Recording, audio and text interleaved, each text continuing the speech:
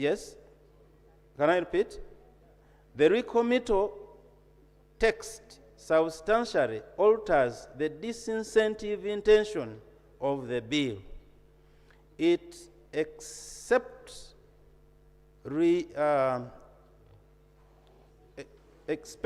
reusable plastics and plastic granules used in the manufacturing of multiple-use plastics.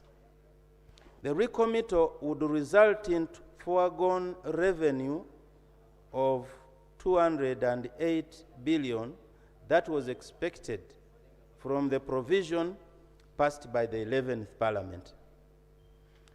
Recommendation on our Right Honourable Speaker and members. The proposed reconsideration should be rejected until a substantive and comprehensive study is undertaken to inform future policy positions and tax measures. Right Honourable Speaker and members, I implore you support this minority report. I beg to submit. Thank you, Honourable. Second minority.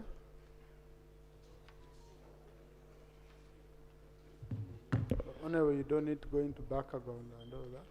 Thank you very much, Right Honourable Speaker, and I'll try to be brief while bringing out the points, and I do thank you for this opportunity to present the minority. I want to thank you and the members of the 11th Parliament for standing firm on this matter, because it did come up 3 times in the 11th Parliament, and I had minority reports on all the 3 times. The 2 times the House took my position, and it's only last year that my position was not taken, and we are back at it again. If my position had been taken, I think we wouldn't be here today, Right Honourable Speaker.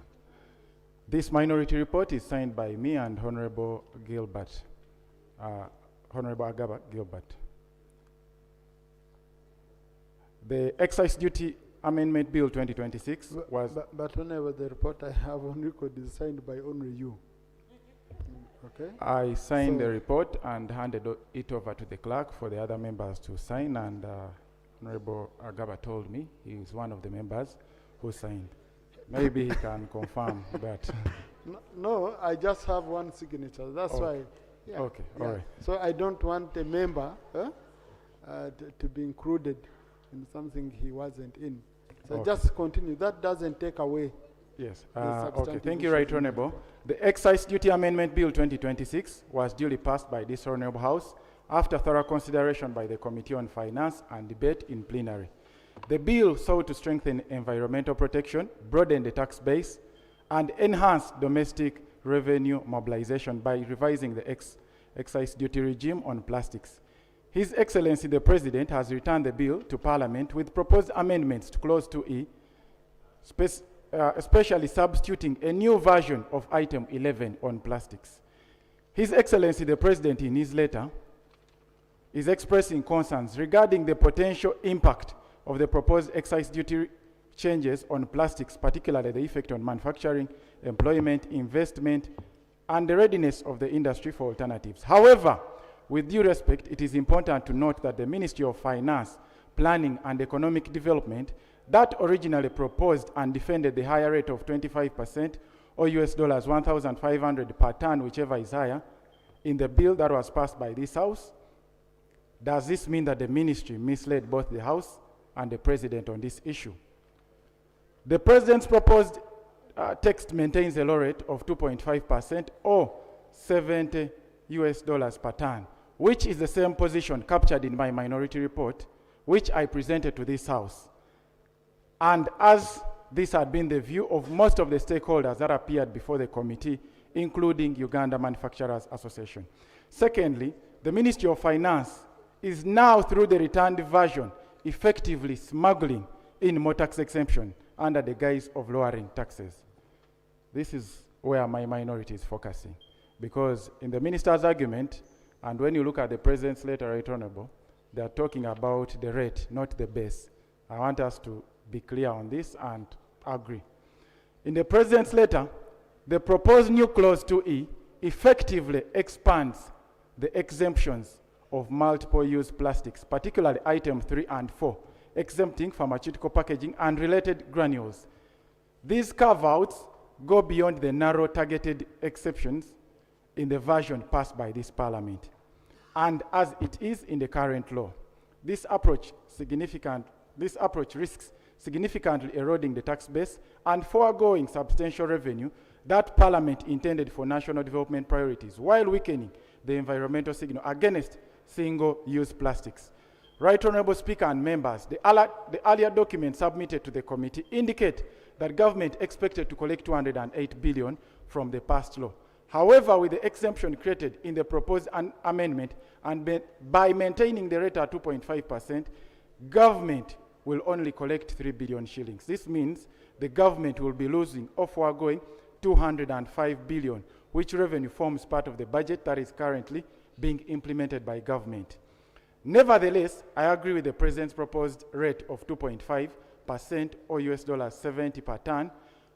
Additionally, the minority report sets out my divergent position on the tax exemption created under 3 and 4 by the President's proposal and the significant revenue loss that would result from this adoption. Part 2 summarizes the two positions. If you're keen members, I need you to compare the law as is, the bill that Parliament did pass, and the letter that the President returned. They are totally different. The President, in his justification, is only talking about the rate, but he's not talking about the new exemptions that are being created in the law.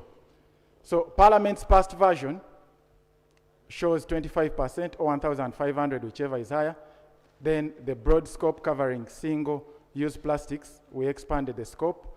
And then the limited targeted exemptions, we limited the exemptions. Then the President's proposed amendment, according to the letter that was returned, it reverts back to the old rate. It maintains a broader description of single-use plastics and introduces additional and expanded exemptions. The President's version effectively nullifies the core revenue enhancing and environmental objective of the bill. Part 3 talks about the exemption that is being created, and the Minister is silent about it. In his justification, he did not state anything to do with the new exemptions that are being brought in the law. Actually, before I Right Honourable Speaker and members, what you need to know is all plastics, according to this proposal, all plastics, almost the President. The other one is the plastic granules used in the manufacture of plastic products for packaging pharmaceutical products, and plastic products used in the packaging pharmaceutical products. Then there is the retention and slight rephrasing of existing exemptions for vacuum packaging, bags for food, juice, tea, coffee, and sanitary pads. These exemptions go beyond the narrow justified public health and essential use carve-outs already contained in the version of the bill sent to the President. They create loopholes that could be exploited through reclassification of products as multiple use of pharmaceutical packaging, hence eroding the tax base. By lowering the rate from 25% to $1,500 to 2.5% or 70 per ton, while simultaneously widening exemptions, the President's proposal substantially reduces both the rate and base at the same time. Revenue loss analysis. Right Honourable Speaker and members, adoption of the President's proposed new exemption 3 and 4 would result in a massive loss of domestic revenue. Under the old law, the new exempt plastics are paying taxes and contributing greatly to revenue.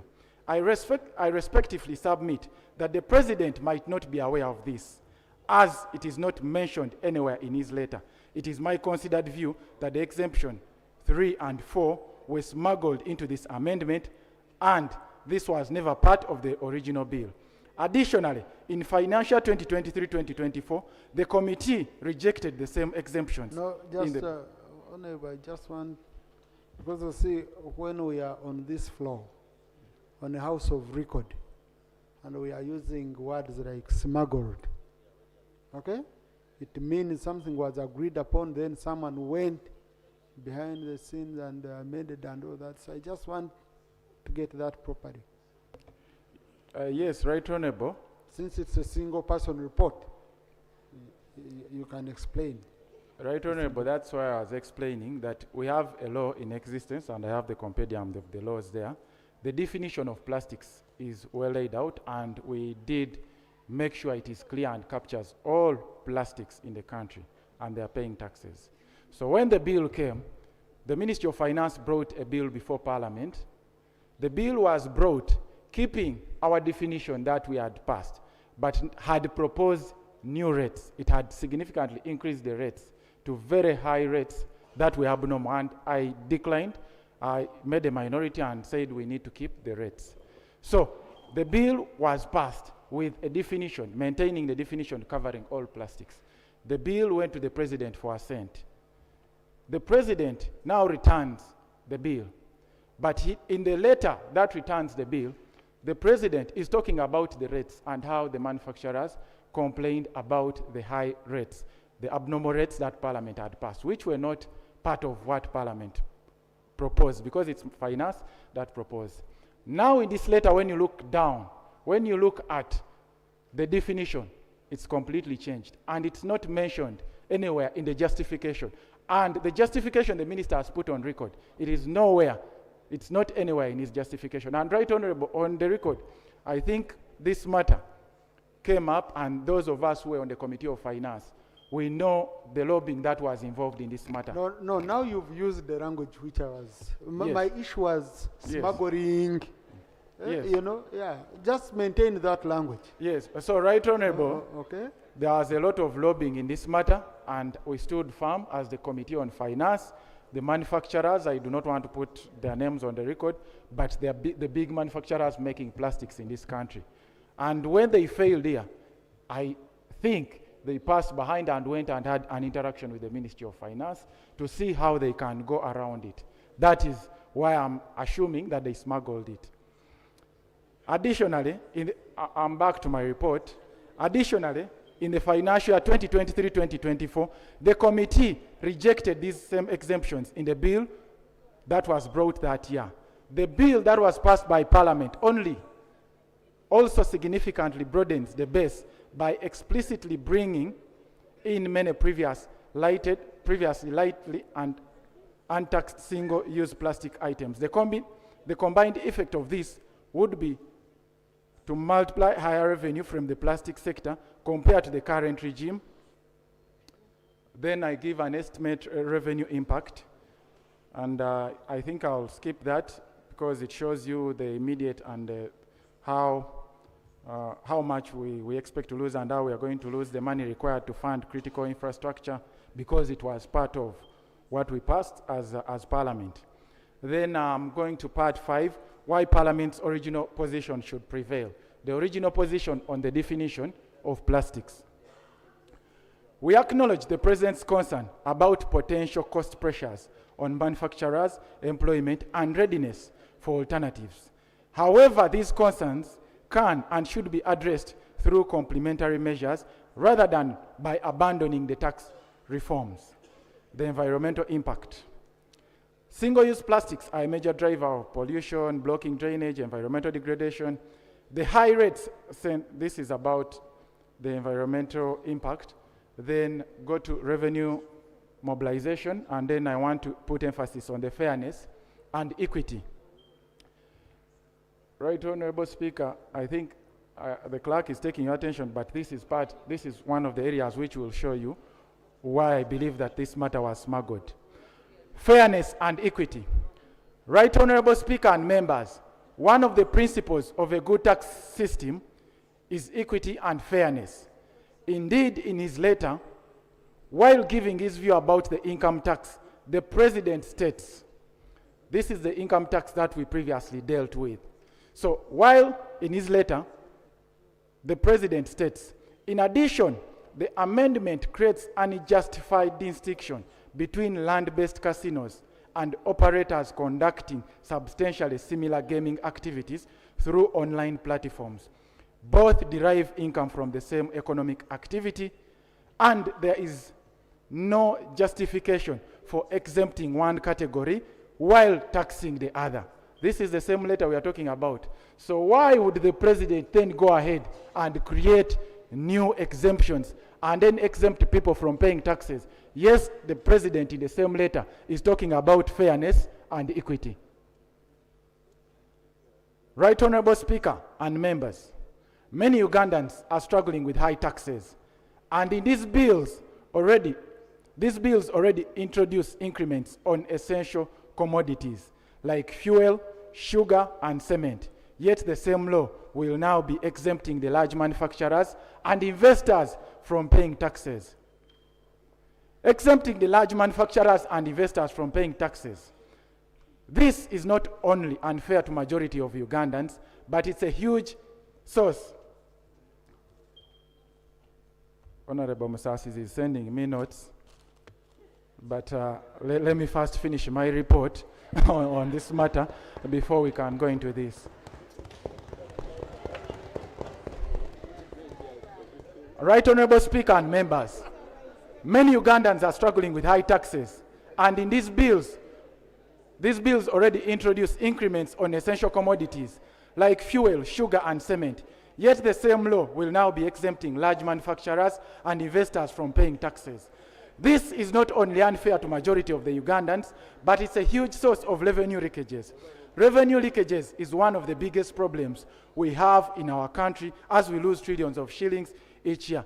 This excise duty we are dealing with, there are clauses already that have increased taxes on fuel products, on cement, on sugar, on cooking oil. These clauses, we are not touching them because the president returned telling us to look at only the clause concerning plastics. And then the clause of plastics is now giving exemptions. Yet we have already increased taxes on Ugandans, which I believe is not fair, and there is no equity being implemented here. That is the main issue I wanted us to give more focus to. There is international alignment, mitigation of industry concerns, conclusion and recommendations.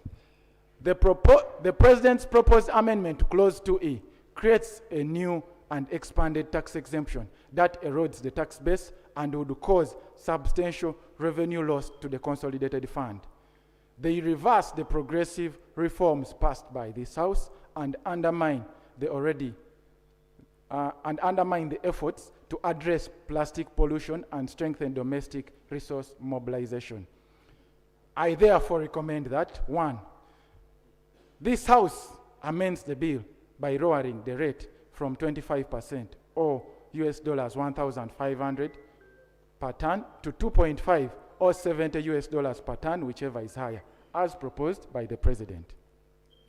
Retain the definition of plastics and what is being exempted from paying taxes under Clause 2E, as is in the bill that was passed by Parliament and as is in the current law. Ministry of Finance, Planning and Economic Development, in consultation with the Uganda Revenue Authority and National Environmental Management Authority, develops and presents to this House within 90 days a comprehensive implementation and mitigation plan, including support to industry transition and smuggling measures and recycling incentives.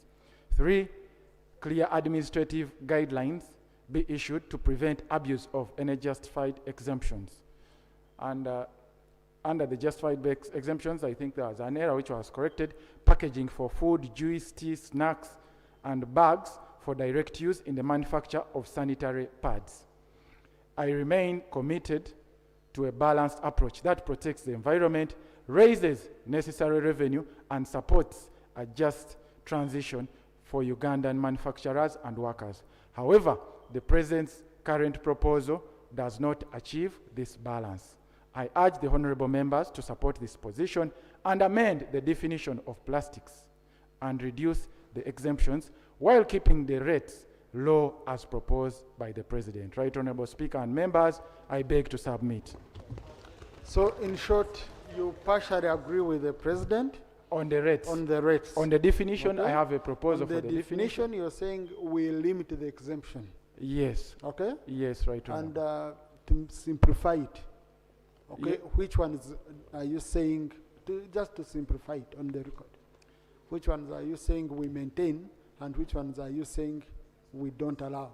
Right Honorable, they are very clear. I stated them out, part 3 and item 3 and 4. That is, because we are substituting the entire clause that covers excise duty on plastics, which is section 11 of the principal law. So section 11, my view is we delete part 3 in the proposed amendment under the exemptions, because part 3 says multiple use plastics and plastic granules used in the manufacture of multiple use plastics. This is being put under those that are being exempted from paying the tax. And then part 4, the plastic granules used in the manufacture of plastic products used in the packaging and of pharmaceutical and plastics used, because these are new clauses which are not there in the principal law, and they are not there in the bill that was brought to Parliament that we did pass and sent to the President for assent. Yeah, thank you. But maybe for the record, Honorable Masaba, the President under Article 91 and Rule 149, when we are processing this, the President has powers to even propose the new, even propose wider, to widen the amendment. He's not as limited as us. So, and I don't want the President to do his work, then we start suspecting others. That language of suspicion is not good. When an officer is doing their work, now an officer can say, but I've never even met the President over this matter. How do you come and you start suspecting me? And it goes on record. Procedure, Honorable Makmot?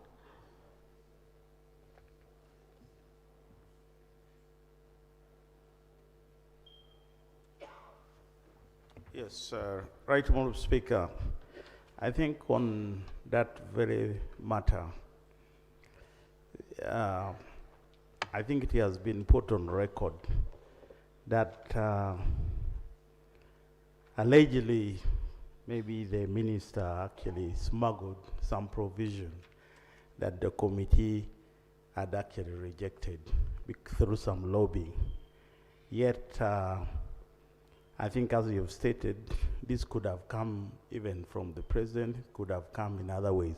But more importantly, this is, whatever is presented here is coming from a committee report, which was signed by members, as opposed to the minority.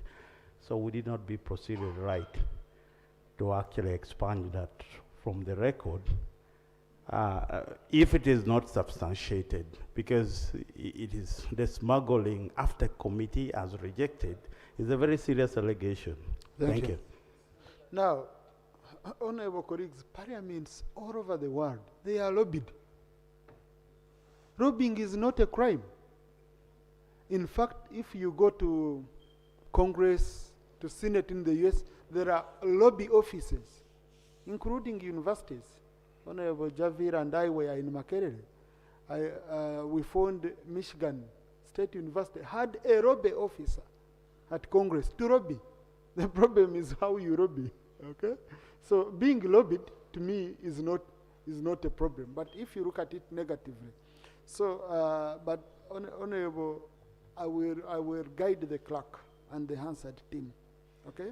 I've given them authority under Rule 38.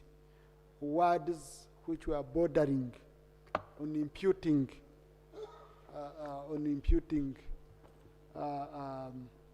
negativity on colleagues and the House, they should be expunged. Only those words.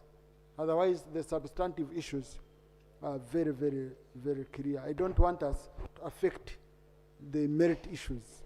Yes, Honorable Masaba? Right Honorable, I do want to withdraw the word smuggling for this case, because I wanted to bring out clearly the matter, because that's why I quoted the President saying that there is no justification for exempting one category while taxing the other in the same letter.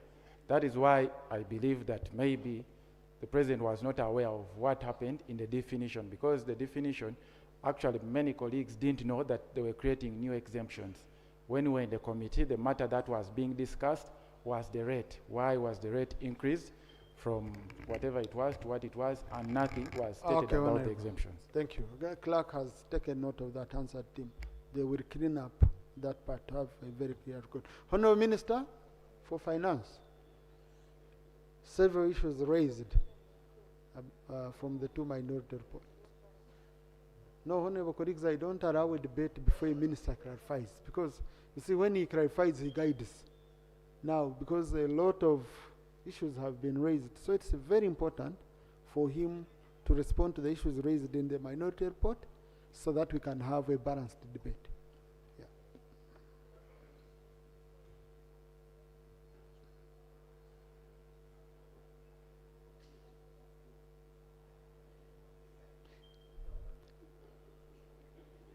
Try to talk and see if it's on. Yeah, I've allowed you, Honourable Minister, to use that side. Yeah. Yeah, don't mind. You remember last time General Gonyi was balancing. They shared UPDF, now they can share ministers.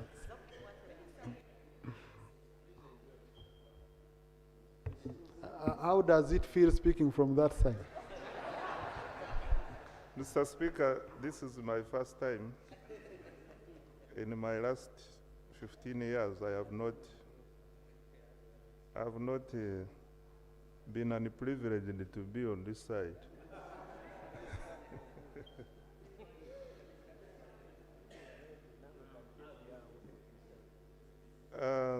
Mr. Speaker, I want to thank my colleagues, mainly Honorable Karim,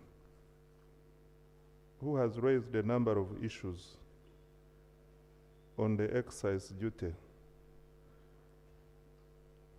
First, I am happy that he has withdrawn his earlier statement. On a personal note, Honorable Karim Masiaba is a good MP and who takes time to analyze our numbers.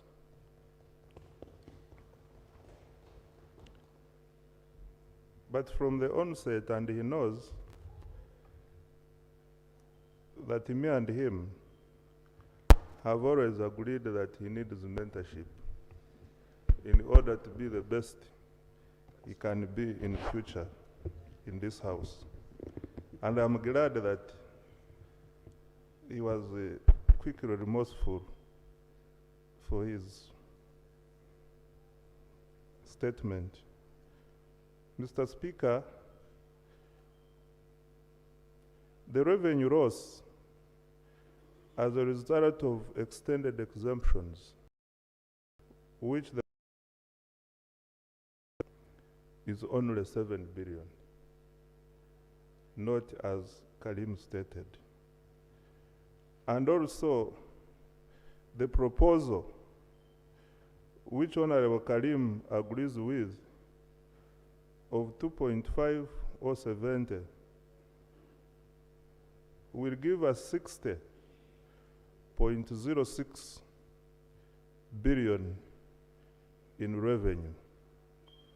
What am I trying to say is that we should not be so much worried that the proposal by the President, if supported, will result into significant revenue loss.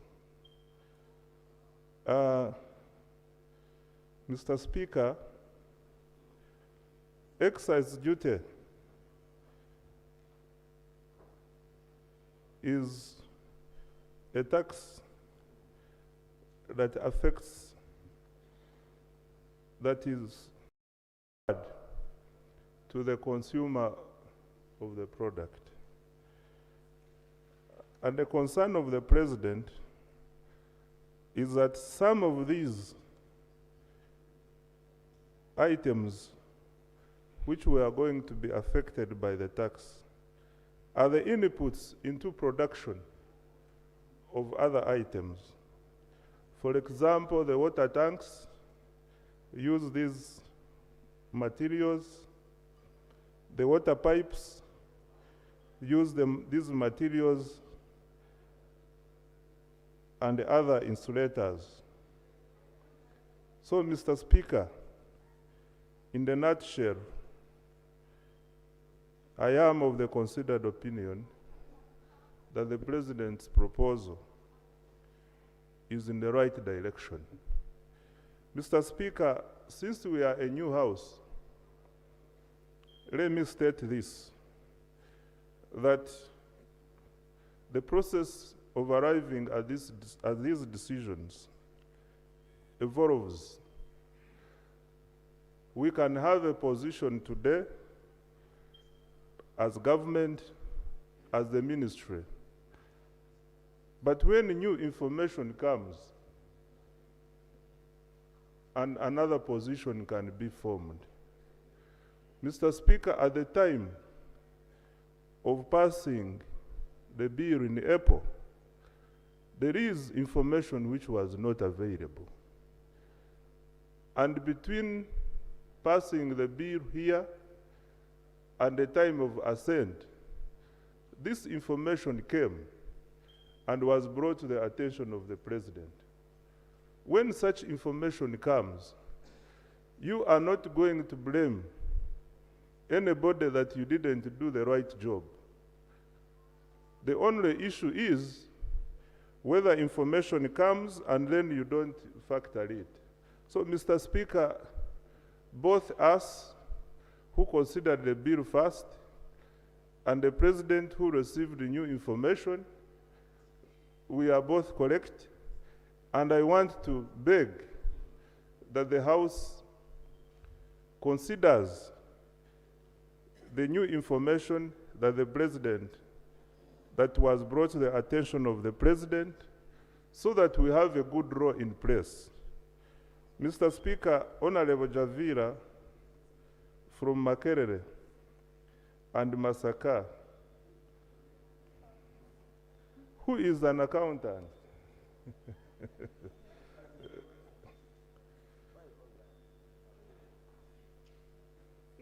has taken us through the evolution of the regime that affects plastics. Mr. Speaker, briefly, what I can say is that over the years, we have thought that we can control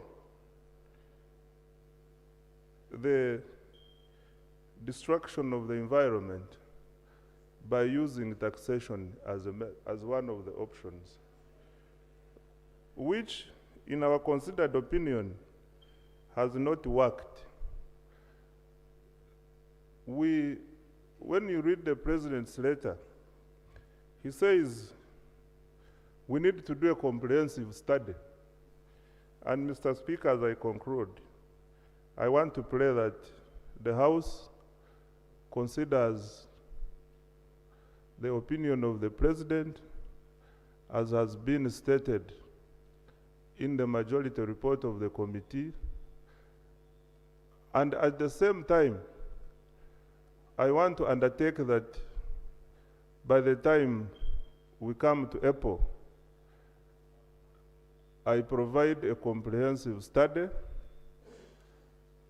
to this House on this matter of plastics, because the President says the study needs to be done.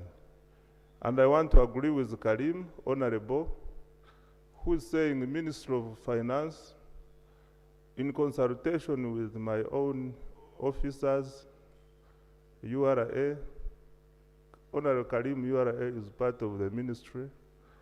So we want to undertake that. We shall go back and do a comprehensive study so that we are able to address the concerns which have come from the minority reports, both from Honorable Javira and Honorable Karim. And also I want to believe other members of the House, because Dr. Kefa is there, and the other colleagues, even from the time I was still a backbencher and chairperson of the committee, this matter, Mr. Bachenga, you remember, this matter used to come almost every year, and Honorable Kakoza. So let's undertake that we shall do a comprehensive study and come up with recommendations which both government and parliament can base on to form decisions which will be agreeable to both of us. I thank you, Right Honorable Speaker. Thank you. Yeah, but I'm seeing members of the committee standing. No, they are not allowed. Members of the committee? Yeah. Yeah. So members of the committee are not allowed to be. Honorable Chirumira, you're a member of the committee. Yes, please. No, no, no, no, no. No, please. Honorable, you signed a minority report. Okay? So, yeah, are you a member of the committee? No. Honorable Ababiko, are you a member of the committee? Please submit. Honorable, you're not a member? Yeah, 1, 2. And Honorable Samba, you're not a member? Yeah. Thank you so much, Right Honorable Okay, Speaker. after Honorable Babiko. After Honorable Babiko. Thank you so much, Right Honorable Speaker. I have listened to the 3 different reports, and I'm supporting the majority report because of the principles emphasized in the report of fairness and equal treatment. But beyond that, Right Honorable Speaker, any imposition of tax or taxes have implications on the consumer.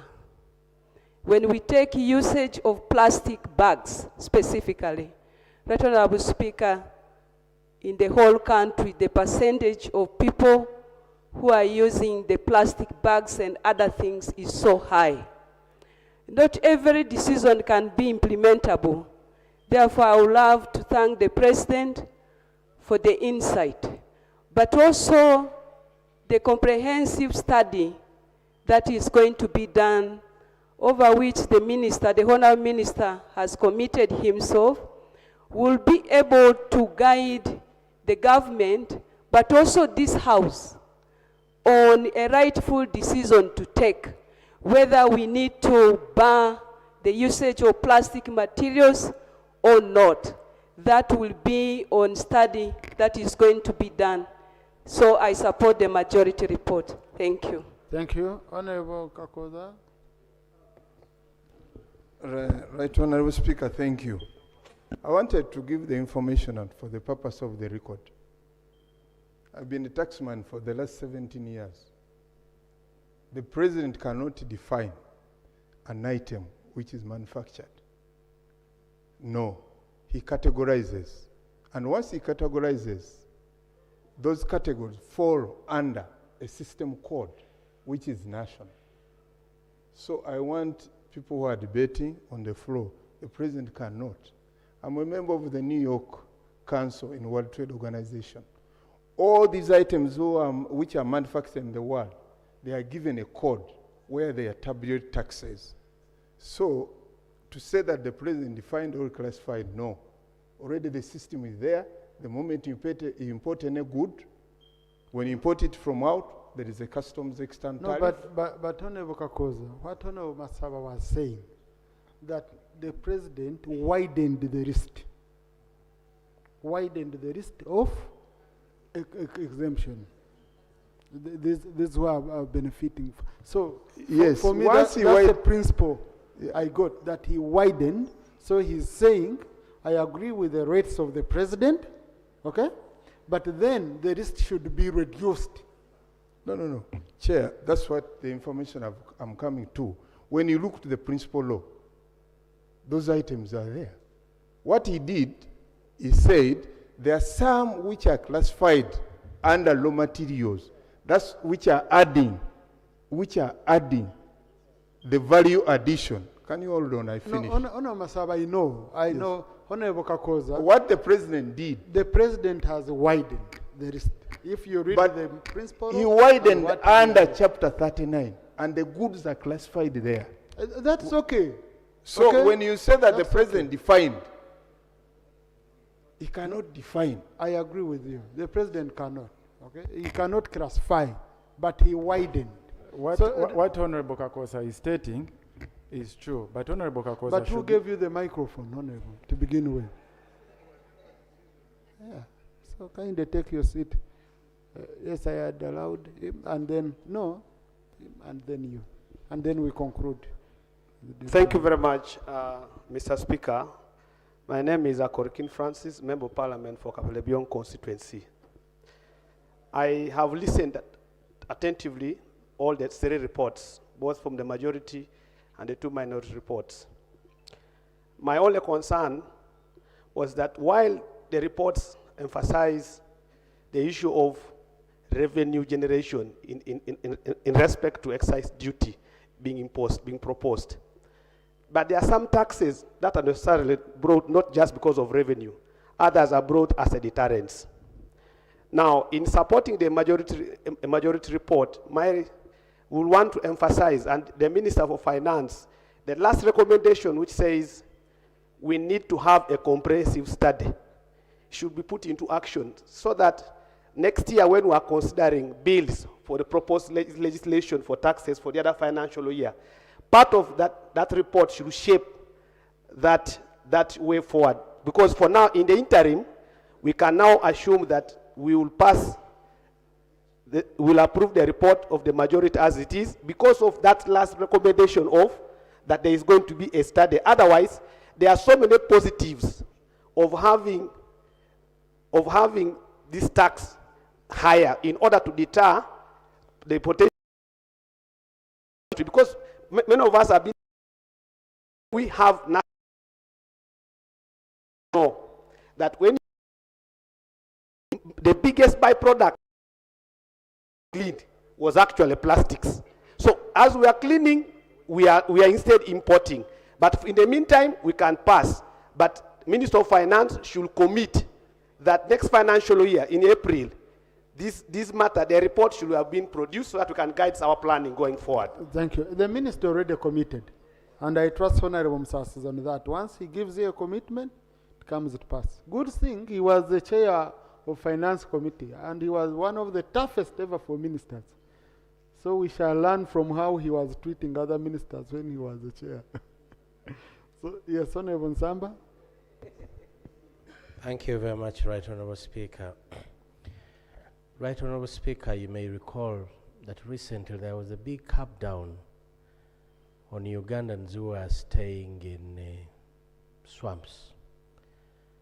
And many of them lost their livelihoods. Many are watching this parliament. They lost their livelihoods in the interest of protecting the environment. We can't be seated here as parliament trying to help other people who are destroying the environment. And we sit here as parliament, Ugandans, many of them, it was a big cry over, and everyone noted it. Right Honorable Speaker, whereas I agree that the increment was too big by the 11th Parliament, but we cannot sit here to reduce it further to the extent that even the intended objective of deterrence is completely lost, to the extent that we even lose the revenue that was projected. So my opinion, Right Honorable Speaker, we can do a win-win. Whereas the president reduced it to the lowest, we can do a win-win, and at least we don't lose the revenue, and at least we also achieve the intention of the 11th Parliament. Thank you very much, Right Honorable Speaker. Thank you. Honorable colleagues, I now put the question that the motion for reconsideration of the Excise Duty Amendment Bill 2026 as returned by His Excellency the President be adopted. Those in favor say unto the contrary. The ayes have it. The Excise Duty Amendment Bill 2026, Bills Committee stage.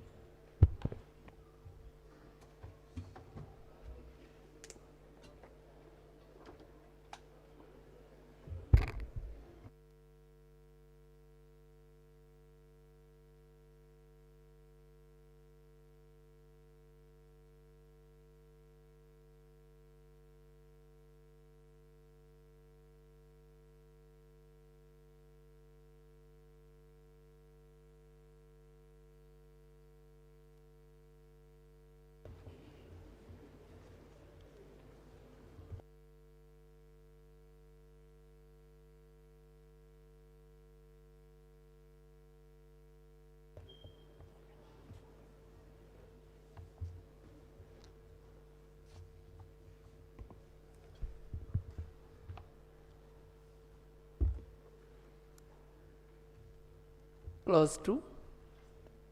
Chair.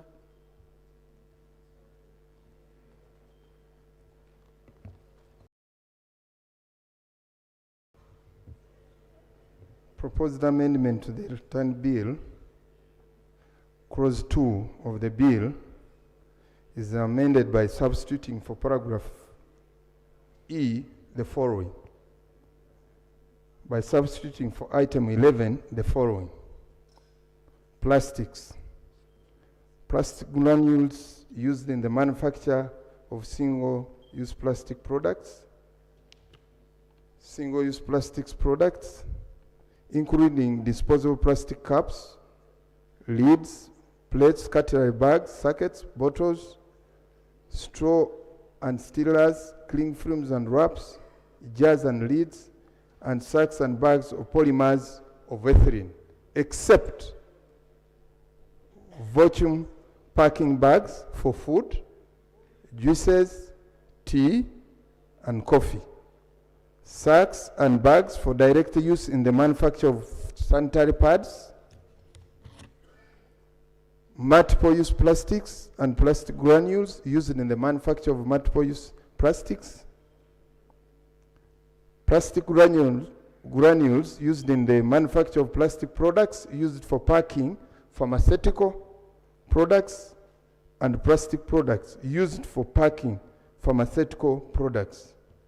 The justification is to maintain the status quo on the rate applicable of plastics and plastic products.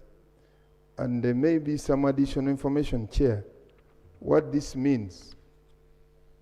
If a trader was importing goods at the tariff rate of 2.5. Honorable Kakoza, please, we are at committee stage. You must read the clause the way it is.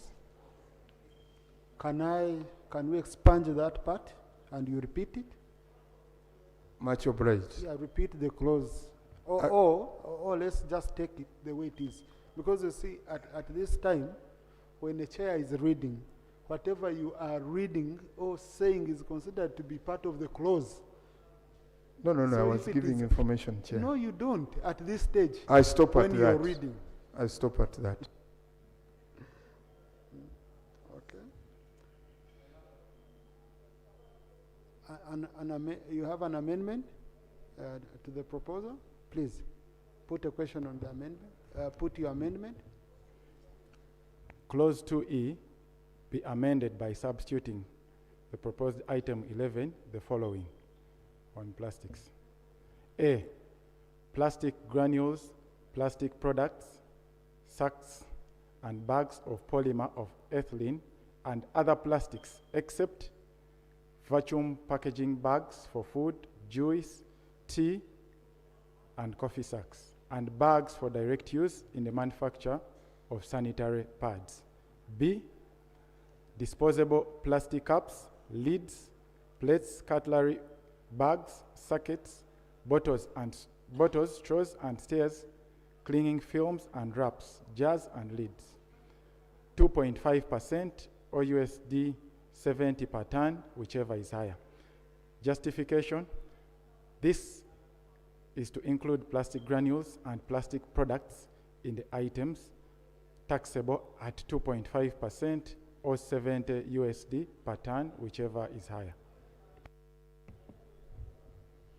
I'll just handle, because what Honorable Kakoza, on behalf of the committee, has presented is the position of the President, okay, which the committee adopted.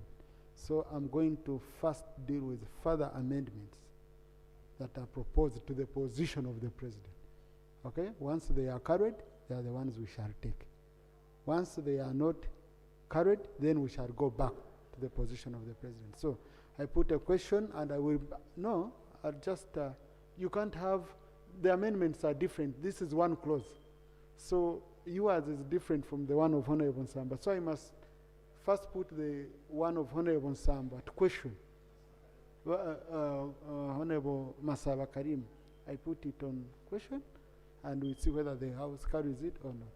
Honorable colleagues, I put the question that the proposed amendment by Honorable Karim Masaba be adopted. Those in favor say unto the contrary, nay. The nays have it. What's wrong? Oh, you didn't hear. Honorable Nsamba.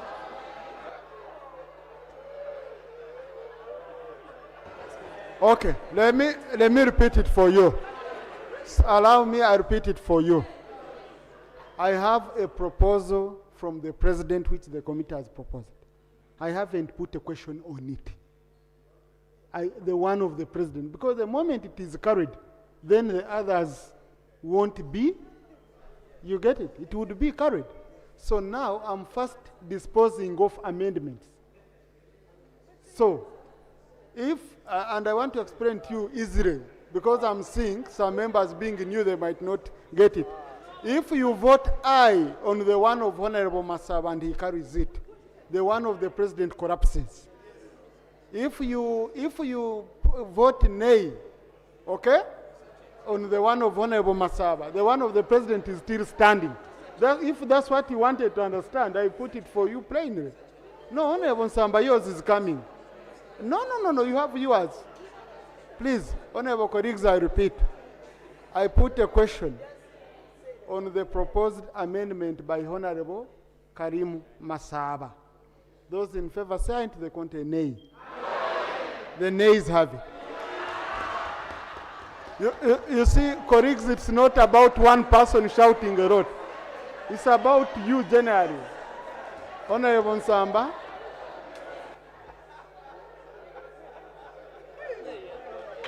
Mr. Chair. Your proposed amendment. Yeah.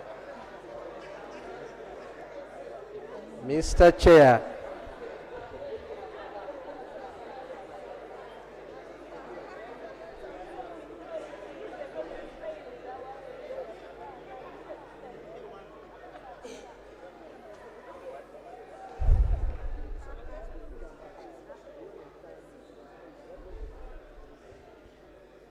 Mr. Chair.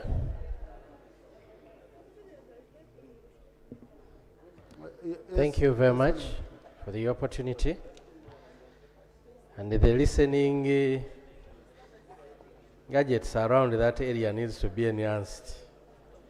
Mr. Chair, my proposal is on the figures.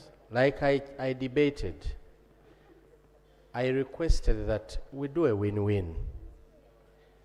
And I request that instead of the 1,500 that per ton that was proposed by the 11th Parliament, we reduce it to 500. Because the intention of the 11th Parliament, honorable members, was to continue with the deterring policy of government. And for them, they thought if they did it to that tune, it will yield the results. So I am proposing that instead of the $70 proposed by the president, it goes to 500. Okay. And that will be equivalent to 8% of the, as the two figures, either to 8% per ton or $500, whichever is higher. In the interest that we don't make those Ugandans who lost their livelihoods to sit here and think Parliament only minds about the environment when it concerns the poor people. And when it concerns the rich people, they are protected. I beg to move, right on. Yeah. Now, honorable colleagues, these are proposals, especially on tax bills, okay? It's always very, very important to read the committee reports early so that engagements are done, because stakeholders are very, very critical, okay? So, Honorable Masaba, Honorable Nsamba, whereas I can see, you know, I have authority under Rule 140, Sub-Rule 5, which requires you to propose such an amendment a day earlier. And why a day earlier? now it would be shared with the Minister for Finance, because the tax bills are critical. So I don't want to stampede the minister with the amendments here. The one of Honorable Masaba, I allowed it because it came much earlier as part of the minority report. But yours, I should have received it yesterday so that I can share it. No, it's our rules. Colleagues, I'm applying your rules. I'm not applying mine. Read Rule 140, Sub-Rule 5 of our rules of procedure. So no, Honorable Kakoza, leave me, please. So I hereby not allow that proposed amendment to be put question as required under Rule 140, Sub-Rule 5. Colleagues, when we are doing bills and you're proposing an amendment on bills, please, you have to write to the Speaker, to the presiding officer a day earlier. This is your own standard, which you set. So with that, honorable colleagues, I put the question that clause 2 be amended as proposed by the majority report of the committee. Those in favor say aye, to the contrary nay. The ayes have it. Clause 2 as amended. I put the question that clause 2 as amended stands part of the bill. Those in favor say aye, and to the contrary nay. The ayes have it. Motion for the House to resume. Honorable Minister.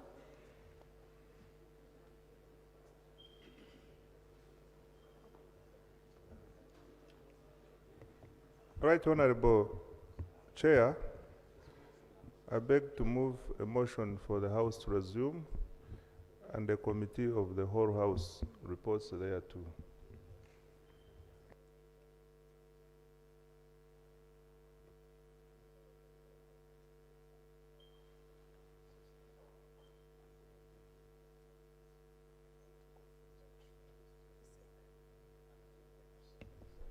Yeah, colleagues, I put the question that the House do resume and the committee of the whole House reports thereto. Those in favor say aye, and to the contrary nay. The ayes have it.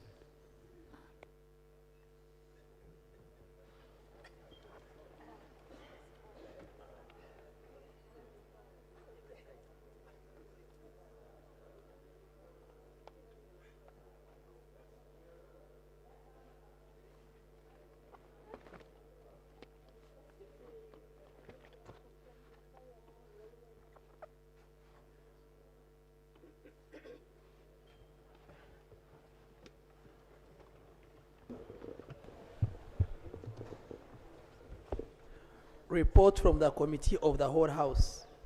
Honorable Minister.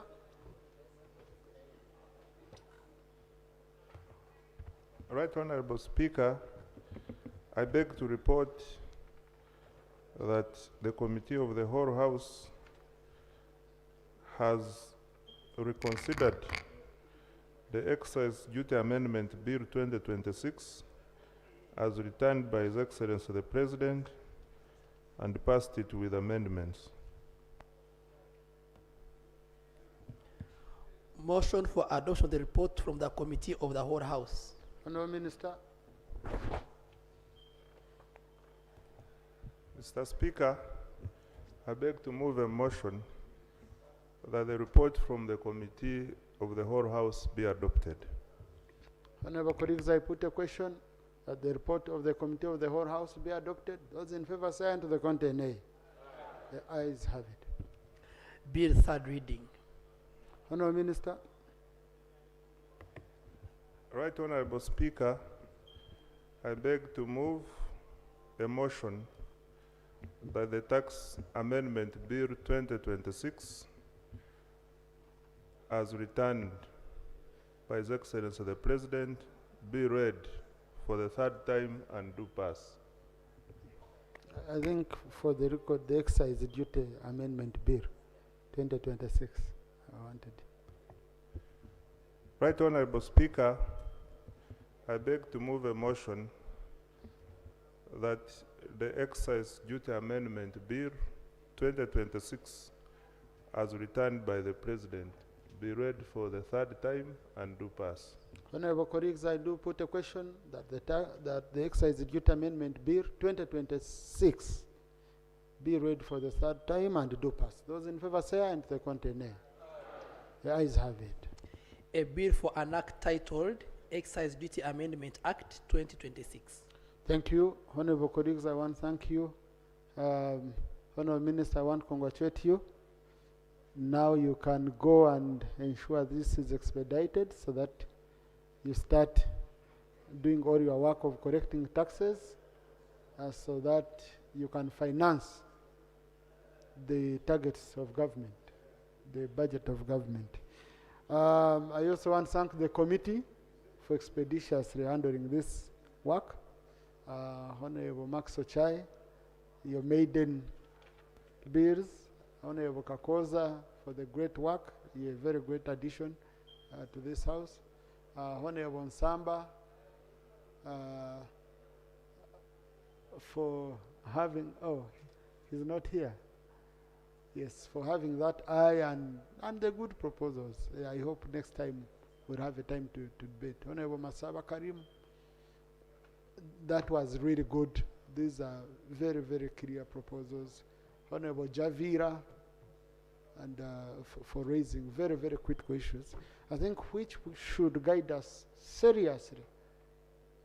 And Honorable Max Ochai, Chair, I would request you, the issues which have come out in the minority report are issues we must consider in April 2027 when we are handling these tax bills. The good thing with tax bills is 1 year we shall be here again debating. Okay? Yeah. So I really want to thank you, honorable colleagues. Clerk, we are going to handle. Honorable Minister, you wanted to say something? I think these are your first bills as a full minister. Thank you, Right Honorable Speaker. Right Honorable Speaker, briefly, I want to thank you for, Mr. Speaker, I want to thank you sincerely for the support you have given this process. I remember from the onset, you tasked the Committee on Finance to expeditiously handle these bills. And I want to thank you that in a record time of less than 3 weeks, we have the bills considered by Parliament under your stewardship. I want to really thank you so much. I want to thank and congratulate the Committee on Finance, Planning and Economic Development for successfully executing their first assignment. Chair and your colleagues, I want to appreciate you, and most importantly, when I appeared before the committee, the interaction was cordial. Mr. Speaker, I was well handled by the chair and his members, and I want to really appreciate them. I want to thank colleagues in the House. These are my first bills as a Minister of Finance, Planning and Economic Development, and I have started well because they have passed without any amendments. I therefore must appreciate members for the support they have given. Mr. Speaker, on a happy note, the new members have now appreciated the practical Parliament. I could see some were initially struggling to stand up when you were coming to the committee stage. They were asking what is happening here. Now what we were taught during orientation, we are beginning to see it in reality. And I'm happy that real business has started. I want to end by asking support of colleagues. I have a lot of business in the pipeline, which will be coming through in the coming weeks, because we need to finance this budget. Tax revenue, which you have given me today, is one of the sources. and also the borrowing, the loans. Mr. Speaker, I want to beg for support of colleagues. When our business comes, give us support and timely handling. Mr. Speaker, I am here with my colleague who is on orientation. Honorable Amina Mukarazi, you can stand up for recognition. I brought her, I asked her to come to appreciate how this process is handled so that in the future, when she's assigned to come and represent the ministry, she knows what to do. And I'm glad she's adapting very well. We have agreed next time we come together, I will sit down and she will be on the microphone. Thank you very much, colleagues. And thank you, Right Honorable Speaker, for giving me this opportunity. Thank you. Thank you, Honorable Minister. Thank you. Next. Item 4 on the order paper, laying of reports. 1, report of the Uganda delegation to the 19th Conference of the Speakers and Presiding Officer of the Commonwealth Parliament's Africa region, held from 12th to 20th June 2026 at the Emperor's Palace Convention Center, Gauteng. Honorable Namukuta Brenda.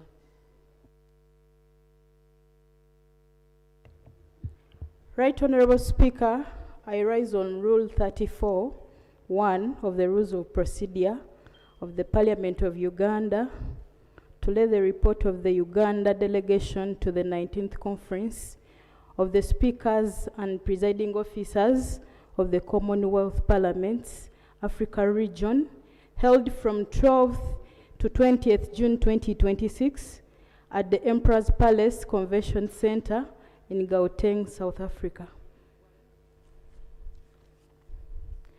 Right Honorable Speaker, the conference featured 4 plenary sessions which addressed critical thematic areas, and these include 1, the role of parliaments in enhancing public trust in governance; 2, reforming and developing innovation mechanisms for proactive parliamentary leadership; 3, hastening the potential of Africa's youth for sustainable development; 4, leveraging technology and digital tools for sustainable development. Right Honorable Speaker, I beg to lay the report. Thank you. Thank you. Yeah, Honorable, so that's all you wanted to say? Okay, very good. You saved my time. Because under the rules, she's supposed to give us a brief summary. No, when I talk of a brief summary, it doesn't stop at being just a brief summary. There are details we need. Yeah, some details we need. But yeah, don't mind. But crack, you note, I'll be appointing a date of debate, okay, for the report. So, honorable colleagues, take interest in the report. We shall have time to debate it. Okay. Next. Item 4.2 in the order paper, the treaties, protocols, and international agreements ratified or acceded to by the government of Uganda 2021-2025. Yes. Acting Minister for Foreign Affairs, I'm happy that you're doing this because the rules require that within 90 days of these treaties, they should be here. We have some which have taken 10 years, have never been brought here. Okay, and yet there are commitments. Some have budgetary implications, some, yeah, you know. So I'm really, really happy you're here. So kindly do the needful. Thank you very much, Right Honorable Speaker, for the compliments. Right Honorable Speaker, I beg you to lay the treaties, protocols, and international agreements ratified all acceded to by the government of Uganda during the period 2021-2025. Number one, the East African Community Protocol on Information and Communication Technology Network. Number two, the partnership agreement between the European Union and its member states on the one part, and the members of the Organization of the Africa, Caribbean, and Pacific states of the other hand. That is the Samoa Agreement. Number three, the Treaty for Establishment of the African Medicine. Honourable Minister, each one you read, you're supposed to lay. Okay? So, can we have one, the East African Community Protocol on Information and Communications Technology Networks?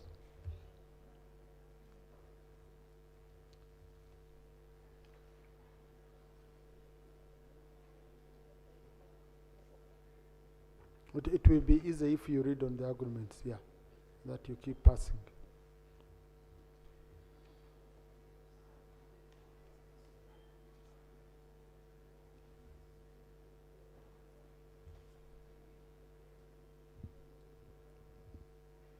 Right Honourable Speaker,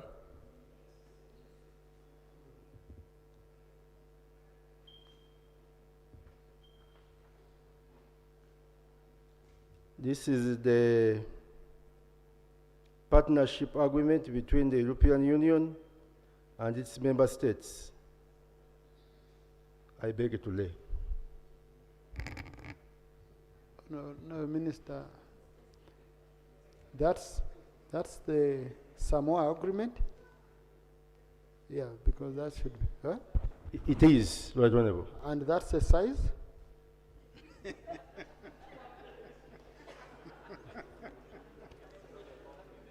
Because you know I'm the president of the Parliamentary Assembly, so I participated. Okay, it's a heavy document. Let him go back. He will come when he's organized.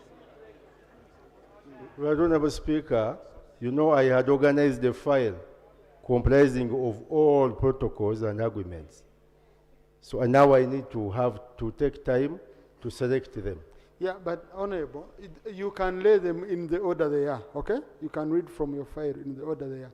But what is important, the procedure for laying. Each document you read, you lay differently.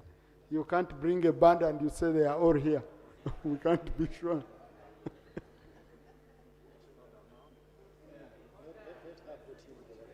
The one you're not sure about, you can just leave it. Right Honourable Speaker, Yeah. I beg that you give me 2 minutes. Yeah, sure. I organize my file properly well. Thank you. Thank you, Honourable Minister. Thank you. That will help both of us to move well. So we can be handling the next item. Then the moment you're ready, we can stand over it. We allow you to do your work and then we resume. Then we shall reconcile on the answer. Next. Item 3 on the order paper, statement by Minister on status of roads across the country. Honourable Minister for Works and Transport.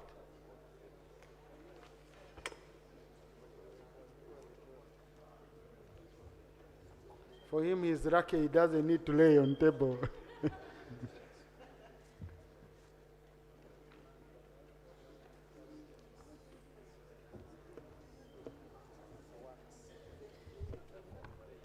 Right Honourable Speaker and honourable colleagues, I'm here to read or present a statement to Parliament on the status of the roads across the country. And we submitted our report earlier, the clerk to Parliament.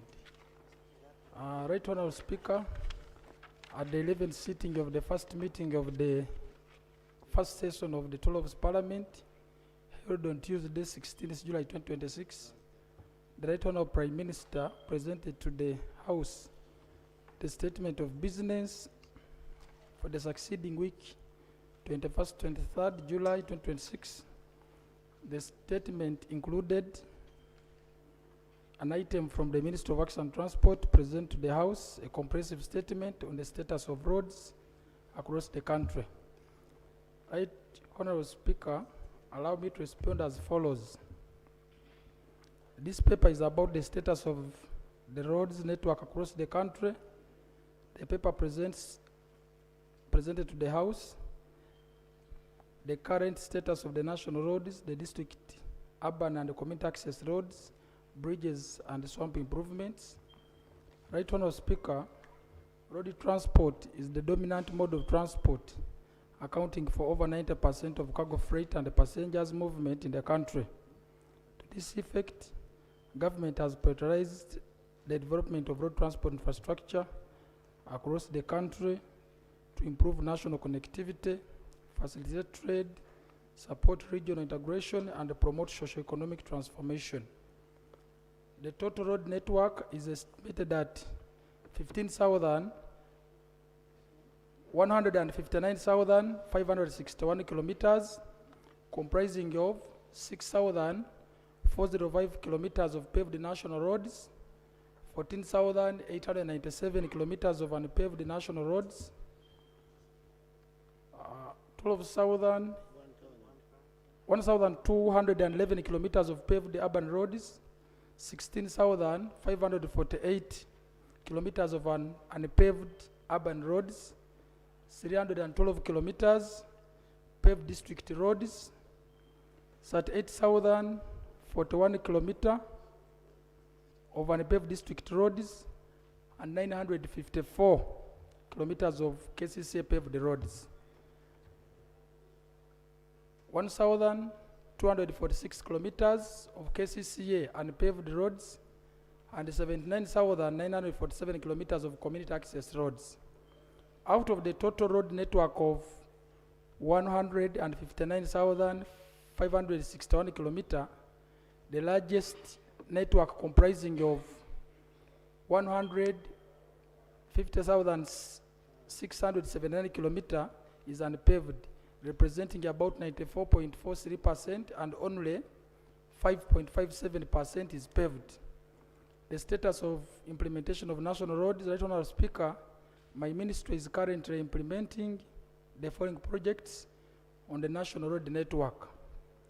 1, 23 road upgrading projects covering 1,274.8 kilometers, 11 road rehabilitation projects covering 854.6 kilometers, then 11 bridge development projects comprising of 30 bridges under construction across the country, 16 projects under the in-house supervision covering 1,041.9 kilometers, and 1 project under direct construction by the ministry covering 89 kilometers.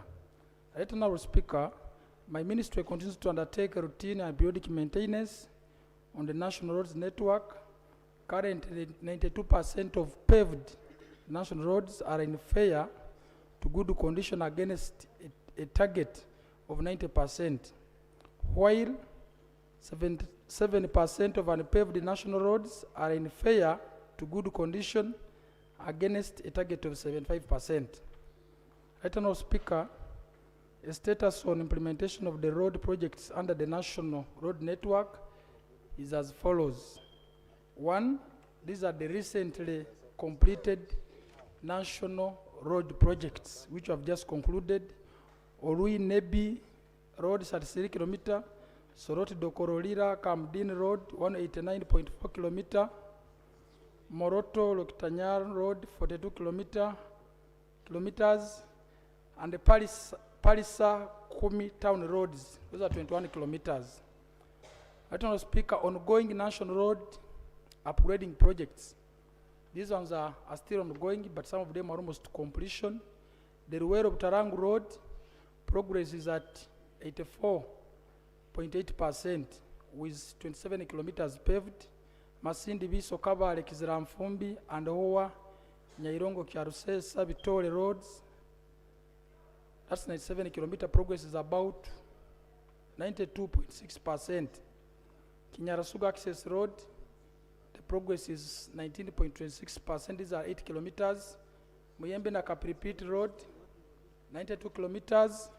The progress is at 88.4% with 84 kilometers paved. Rwenkunya Patch Road, progress is at 72.28%. Apache Lira Pranga Road, progress is at 95.9% with 78 kilometers paved. Tororo Busia Road, this is 26 kilometer, and the Busia Town Roads, the progress is at 87%. Then Kauku Werenga Road and the Namugonde Bujiri Road, the progress is at 45.9%. Then Kabale International Airport Access Road, this is 3.5 kilometer, and the progress is at 59.2%.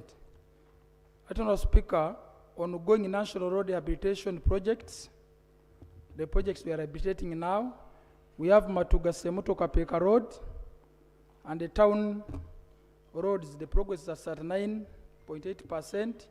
Orui Nebi and upgrading of Pakwach and the Nebi town roads, the progress is at 99.2%. Then we have periodic maintenance of Kampala Jinja Road, 72 kilometer.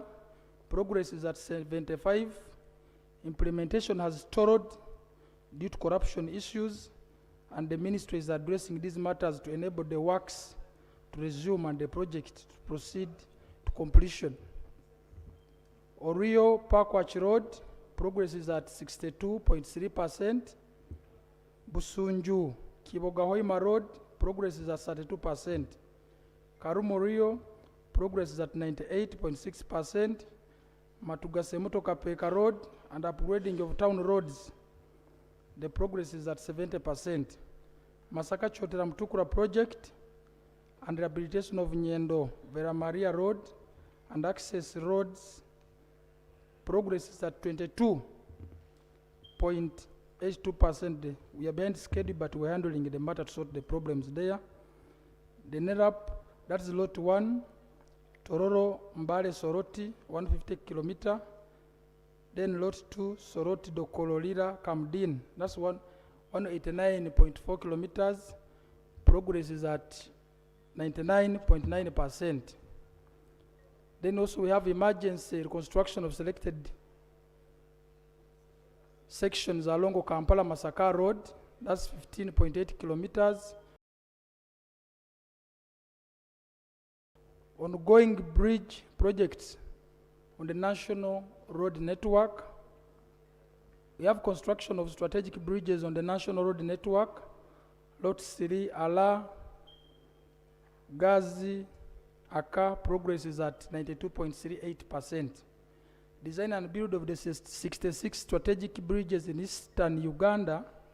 Lot 2, Nabukaya, Nambola,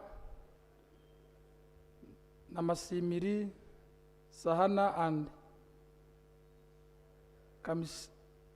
Kamisaru bridges on Kafu, Rakaha Road, and the Rubongi Bridge on Tororo, Nabongera Road, and the progress is at 77%.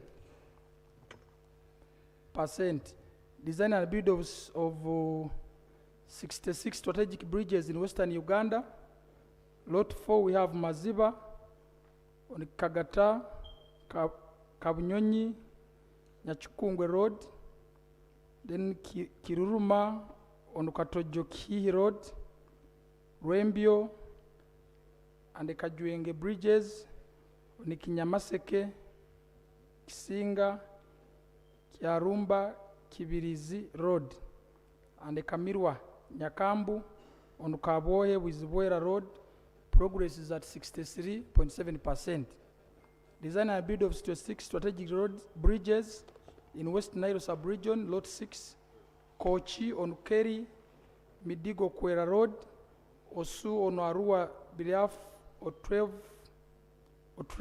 Road, and Adroa on Arua Vura. Custom Paidagoli Road, progress is at 98%. Construction of the 6 selected bridges, phase 2, Lot 1, Dunga, Mahoma, Mpanga, Nabuswa, and Parepa bridges along Kuku, Rubona Road in Kabarole district, progress is at 39.57%. Nyamagasani, that is under Lot 1, bridge on Ruentale, Katwe, Katojo Road, progress is at 48%. Kanya Bridge on Mobuku, Mariba, Kianya Ivanda Road, and the Isango Bridge on Wera, Kiraro Road, progress is on 95%. Lot 3, Upper Bridge on Amuru, Ome, Rhino Camp Road, progress is at 84%. Lot 4, design and build of Lokite, Loto, Tagisra Bridge, some of these pronunciations are difficult for me. On Kabong, Idepo Road, emergency reconstruction of selected sections along Kampala, Masaka, damaged by floods, under design and build for Katonga Bridge, Ruera Swamp, and the Kalandas Swamp, progress is at 82%. Then emergency reconstruction of Seziwa Bridge along Okalaji, Kayunga Road, under design and build progress is at 71.23%. Right, Honourable Speaker, during finance year 2026-2027, government also, this is a very financial year, plans to commence construction of the following national road projects subjected to availability of resources from the Ministry of Finance. The national roads planned for upgrading, we have Katinochero Road, and the details to all of these roads, we have put them in the annex. Katinochero Road, at 9 kilometer, Kumingora Serere Kagwara Road, 95 kilometer, Karugutu Ntoroko Road, 56.5 kilometer, Bubolo Bududa, Sachula Road, and Mbale Nkokonjeru Road, Hamurwa, Kerere Kanungu, Nyakatorogo, Butogota, Buhoma, Ikumba Road, 146 kilometer, Karenga Kidepo, Kabong Road, that's 68 kilometer, Jinjambula Mutika Mulibukungu, 127 kilometer, Kitigumu Kidepo Road, 115 kilometers, Nebigoli Road, 16 kilometers, Nebigoli, that is 16 kilometers, Laropi Moyo of Fuji Road, Laropi Bridge, and 5 kilometers of town roads in Lalopi and Moyo. Honourable Speaker, the projects listed above are those planned to commence during financial year 2026-2027. Other roads projects not listed above will be progressively implemented, starting with financial year 2027-2028 in accordance with NRM Manifesto and the Fourth National Development Plan, that's NDP4, are subject to availability of resources from Ministry of Finance. Planned national road rehabilitation projects, we have Mbarara Ivanda Road, we have Mbarara Ishaka Road, Nebiarua Road, Mukono Jinja Road, Mtunga Mo Kagamba Rukunjiri Road, Gulu Atiaka Nimle Road, rehabilitation and upgrade of Masindi Port Bridge and Karuma Bridge. Honourable Speaker, to preserve the achievements, Ministry of Finance allocated 326 billion Uganda shillings out of the estimated annual requirement of 807 billions Uganda shillings. The maintenance fund shall be used to undertake routine maintenance of both paved and unpaved roads, periodic maintenance of aging paved roads, bridge maintenance, emergency interventions following floods, landslides, and other natural disasters, and drainage improvement and road asset preservation measures. Honourable Speaker, over the years, government has invested over 37.4 trillions in the development and improvement of the national road network. comprising both paved and unpaved roads. However, inadequate funding for maintenance, weakness in planning, and instances of corruption have contributed to deterioration and the loss in value of these road assets. It is estimated that 10.5 trillion in road asset value has been lost, leaving the current national road asset value at 26.9 trillion Ugandan shillings.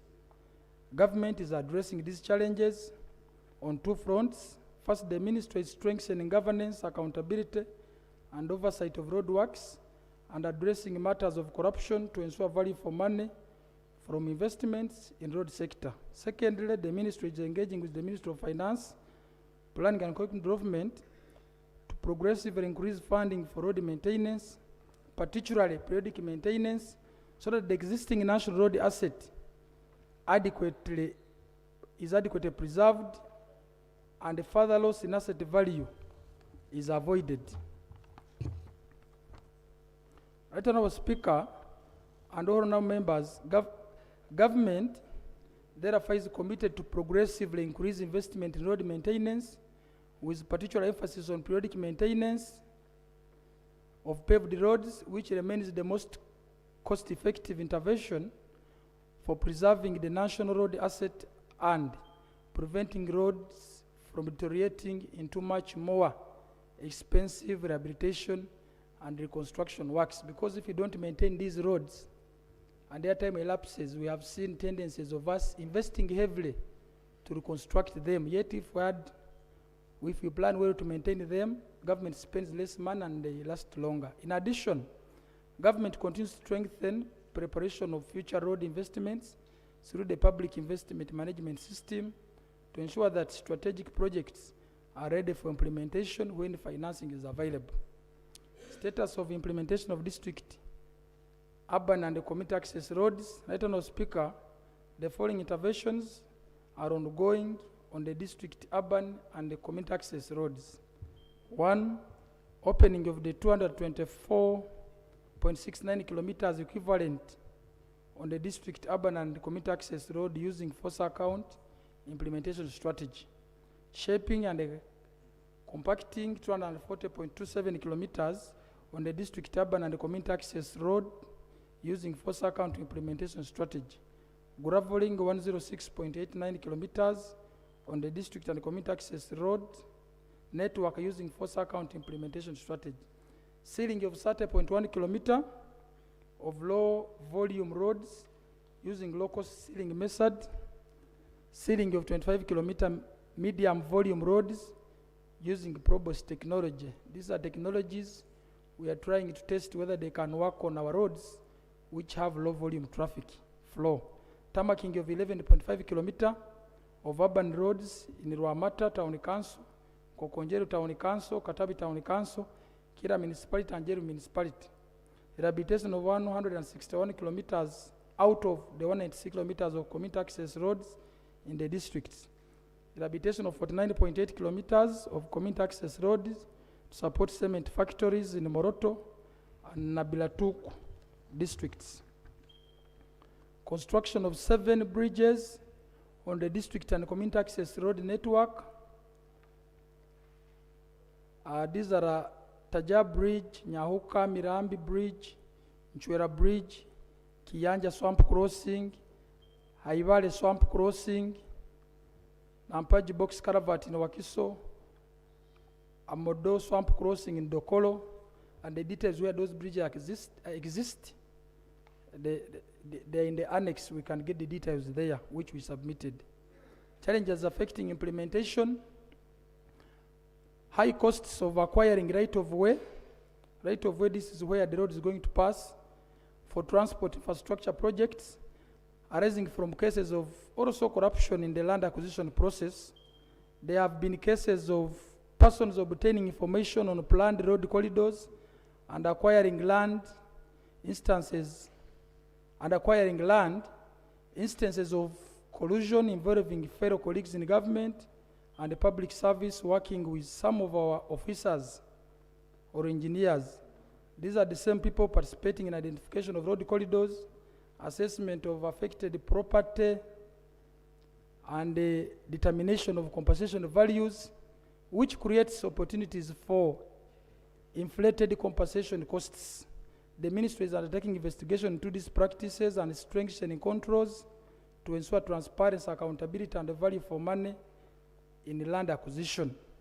Because we have seen in instances where the value for land acquisition is 3 times than the cost needed to construct the road. Climate change effects, which lead to deterioration of transport assets, limited capacity of our local contractors to undertake major infrastructure projects. There is need to support our local contractors to build their technical, financial, and managerial capacity to enable them to undertake larger and more complex infrastructure projects. Strengthening the domestic construction industry will, over the time, increase the local participation. This will reduce the cost of undertaking infrastructure works and retain a greater share of the investment within the country by reducing the repatriation of profits. Lead times of procurement are long, hence affecting absorption of funds. Infrastructure is aging, which requires significant capital investment to replace maintenance, then also funding for maintenance of road infrastructure assets is inadequate when periodic maintenance is not undertaken at the appropriate time. Roads deteriorate further and eventually require more costly rehabilitation or reconstruction, as I had earlier told you. Government is therefore prioritizing timely periodic maintenance and engaging the Ministry of Finance, Planning and Development to progressively increase maintenance funding to preserve the existing road asset and avoid higher future costs. The examples where you have seen, we have the Mitiana Mubende Fort Potro Road. Such roads have deteriorated and we are doing a reconstruction. Yet, if we had got money to maintain them, we couldn't have reached at that stage. For example, while the Karuma Orio Road is being restored through periodic maintenance at a cost of 48.618 billion, the Orio Pakwach Road, whose condition deteriorated further, requires the rehabilitation at a cost of 195.67 billion. And there are many other examples. The conditionalities of tagging disbursements of funds for externally funded projects to availability of our counterpart funding slows down implementation of projects, increase the cases of collusion and corruption involving some government officials working with contractors to inflate the cost of infrastructure projects, including through commission fees and other improper arrangements. This is compounded by the poor project planning and preparation, including instances where the contracts are assigned and works commence before acquiring the right of adequately. And this one has caused a lot of problems to us, and the resulting delays and disruption to works expose government to contractual claims, additional costs, ultimately place unnecessary financial burden on the public, where you find our unpatriotic engineers sign a contract with a contractor while knowing there is no right of way, and this road cannot pass in air, and they go ahead to put loose clothes that the time you spend minus doing the road, you'll be charging government. You find even if a road is at a cost of 200 billion Ghana shillings, by the time it starts, the contractor has eaten over 100 billion in the name of claiming.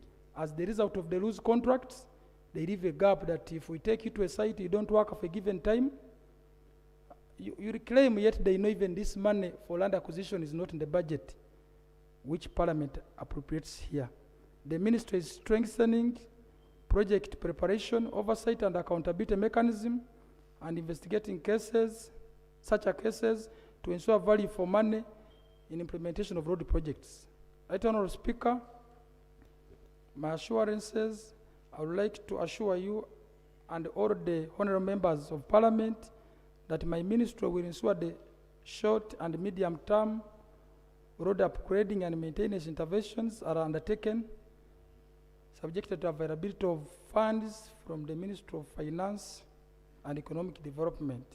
Right Honourable Speaker, sir, developing road infrastructure remains central to government's efforts to improve connectivity, facilitate trade, support regional integration, and drive socio-economic transformation. My ministry is committed to maintaining the national, district, urban, and the community road network to enable implementation of government programs and ensure the highest returns of investment from these key national assets. The ministry will continue to work closely with the Ministry of Finance, Planning and Economic Development partners and other stakeholders to mobilize resources and ensure efficient, timely implementation. Right Honourable Speaker, to complete this statement, a detailed annex on ongoing national, district, urban, and community roads and the bridge project is attached as Annex 1 to the report I shared with the clerk for information to the honourable members. And Right Honourable, this one being my maiden statement to the August House.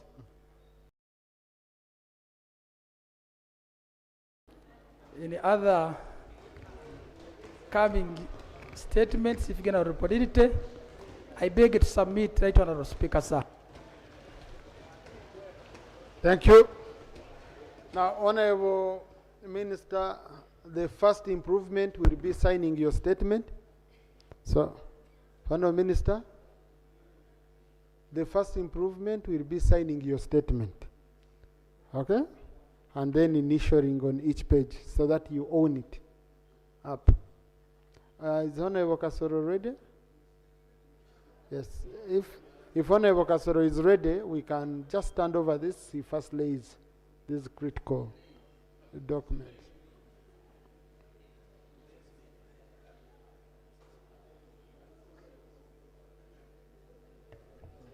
Thank you very much, Right Honourable Speaker. Right Honourable Speaker, I beg to lay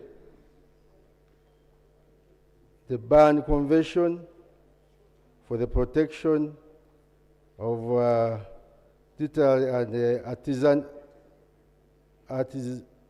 artistic works. Right Honourable Speaker, I beg you to lay.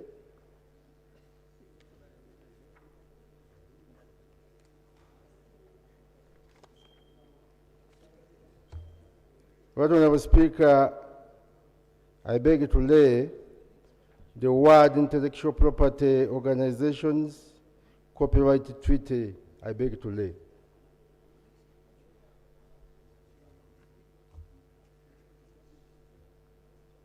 Right Honourable Speaker, I beg you to lay the Beijing Treaty and audiovisual performances. I beg you to lay.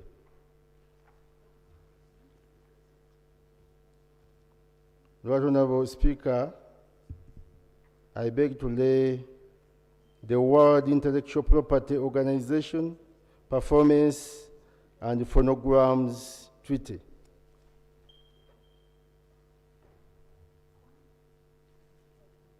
Right Honourable Speaker, I also beg to lay the Treaty for Establishment of African Medicine Agency.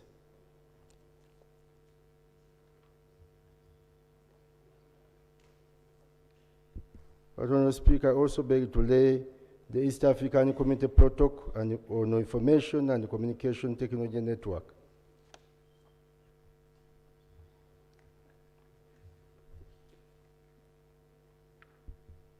Right Honourable Speaker, I beg to lay the agreement on the multilateral competent authority and automatic exchange of financial account information.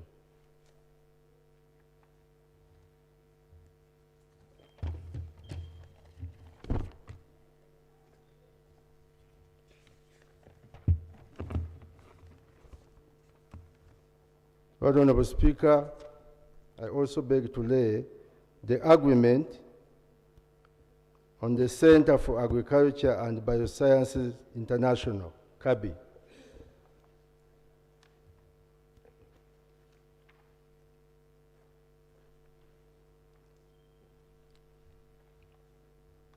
Right, Honorable Speaker, I beg to lay the protocols relating to the amendment of Articles 50A and 56 of the Convention on International Civil Aviation, Chicago Convention 1944.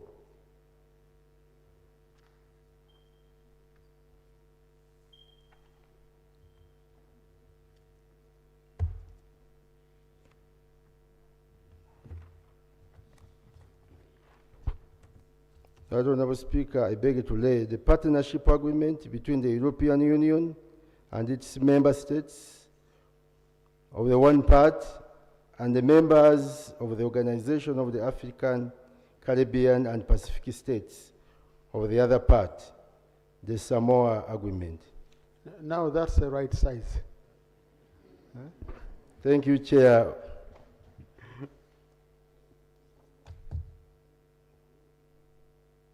Thank you, Right Honorable Speaker. Right Honorable Speaker, I also want to lay the protocol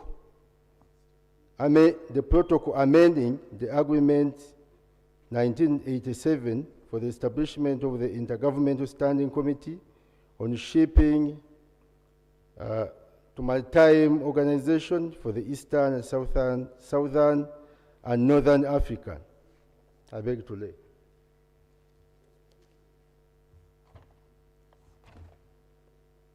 Right Honorable Speaker, I beg to lay the protocol to the African Charter on Human and People's Rights, on the rights of persons with disabilities in Africa.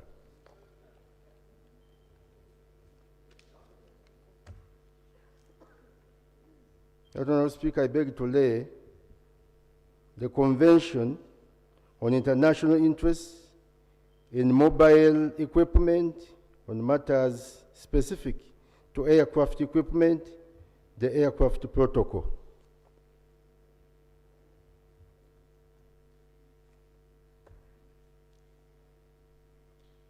Right Honorable Speaker, I beg to lay the protocol to the African Charter on Human and People's Rights, on the rights of older persons in Africa.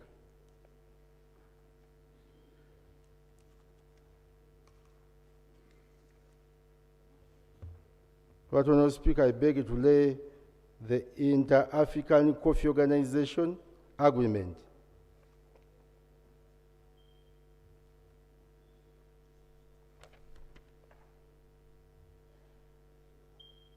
Right Honorable Speaker, I beg to lay the Treaty for Establishment of African Medicine Agency.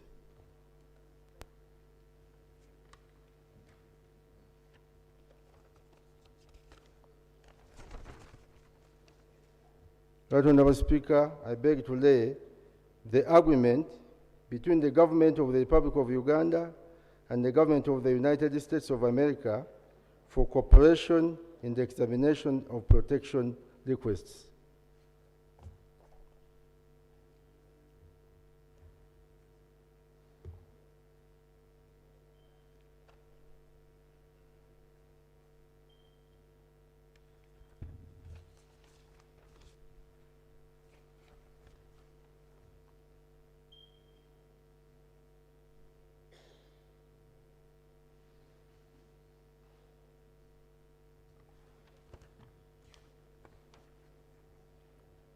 Right Honorable Speaker, I beg to lay the protocol to the African Charter on Human and People's Rights,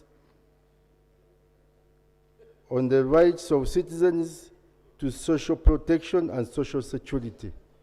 I beg to lay.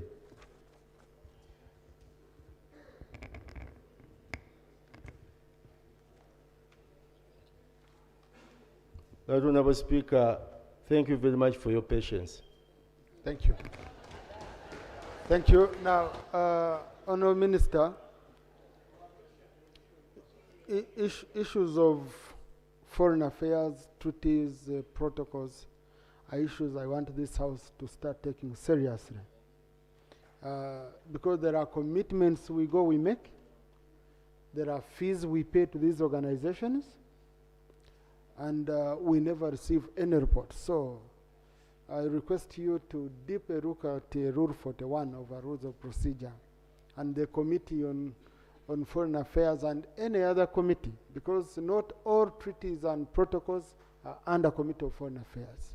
There is an implementing ministry. There are those for agriculture, those for health. So, Honourable Minister, I request, since you coordinate all, ensure that, and I really appreciated you, ensure that all of them are reported here. That's number one. Number two, the rules require that at least twice a year, this House should receive a report on the implementation of a treaty or protocol or agreement. Twice a year. Okay? So that we're on tabs. Sometimes we travel with our colleagues, and wherever we go, we are ambassadors of this country. And we are put task. You, Uganda, you're not following this protocol, which you know? Hey, and now you're like, but which protocol is this? You've never heard about it, because the ministry went, signed it, and they rocked it, kept it under rock without us knowing what goes on. Three, so reporting to the House twice. You can just read Rule 41 of our Rules of Procedure. It gives all that. So reporting. So I request the sectoral committees, before approving money for any of these organizations, we should ask for these reports. We just don't become members for the sake of it. Then, also for treaties and protocols which require periodic reports, our rules require that the draft report should be brought to the House before it is finalized and submitted to the organization. So these were rules which were aiming at us keeping in touch with what you're doing internationally and the commitments we go into. So, Honourable Minister, I will really appreciate if this can be given the attention it deserves. Maybe finally, I think Attorney General, you need to take note of this. There are many protocols, treaties and agreements which could be concluded without the input of the Attorney General. Okay? We commit our country without I can give an example of the Samoa Agreement. If some of us had not put a huge protest, the things which were in, Honorable Opio, Honorable Cecilia Ogwar, Honorable Rusa Kero, Honorable Sechkubo, there were issues, and the devil is in the detail. Those treaties are so detailed. They have a lot of annexes. The languages, they are written in small letters. So but for example, in the draft Samoa Agreement, there was a requirement that we should provide money for abortion, that we should amend our laws to align with LGBTQI. You know, they keep adding a letter. It started LGBT, then they added the Q, then they added I. So I don't know what they are. No, plus. Oh, now they've added plus. Yeah, so all those issues. And they were saying, and there was a provision saying that that agreement supersedes your national laws. Yes. So, so when I reached in Brussels, I'm confronted with that document and I read overnight. I call my minister and I'm like, but Honourable Minister, did you agree to this? Because they are saying you concluded on it. I call Attorney General, he has never seen it. So Attorney General, I request you need to put your foot on the ground so that no one goes and negotiates and commits our country without your involvement. And I'm happy the leader of government business is here. It's a very, very serious issue. So, thank you, Honourable Minister. Yes, I know you have other duties which we had agreed upon. Now, I know Honourable Nsamba, when he knows I'm not going to pick him, he always finds ways of... No, I was requesting, colleagues, that we go into debate. Isn't it? We go straight. Of laying papers.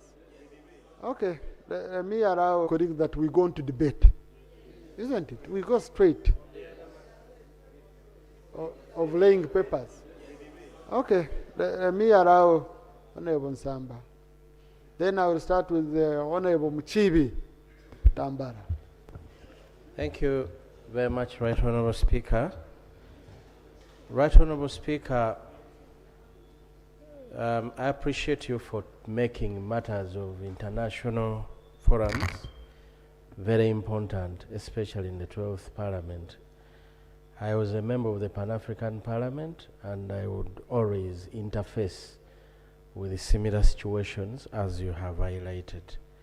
Right Honorable Speaker, the procedural matter I'm raising on, in our rules 42, you are required, in 42.1, you are required a treaty submitted to Parliament for ratification under subsection of the treaties. The Speaker shall refer the treaty to the relevant committees, and the committee to which a treaty is referred under sub-rule 1 shall examine the treaty in detail and make inquiries in relation to the treaty and report to the House. And the report of the committee to the House shall include a recommendation that the House ratifies the treaty. Now, Right Honorable Speaker, I have seen many protocols and the treaties. Rightly you've put it that they need to be examined. But being many, how are they going to, now you have not referred them to any committee, how do we proceed about it? Yet you have mentioned the need for each particular committee to be able to look at them and inform this House. Yeah. Thank you, Right Honorable. Thank you. Really, that's a very, very brilliant intervention. It was an oversight on my part. Though, the ones we've handled now fall under 41. Okay? These are for just laying on the floor. The ones under 42 are for ratification. So these ones are usually ratified by cabinet because we have different types of treaties. Those which require the House and then those which require cabinet are for ratification. So the ones we are handling now are for under Rule 41. But then also those ones require to be examined by the committee. So that was an oversight on my side, and I want to thank you very much. So let them be examined by the committee and report back in 45 days. Colleagues sitting here all day, juggling things here and there, you can have an oversight over many issues, so it is important. Even if I don't pick you like on procedure and it's such a critical matter, write me a note, okay? So that I can go back and I do the necessary, like Honorable Nsamba has helped me here.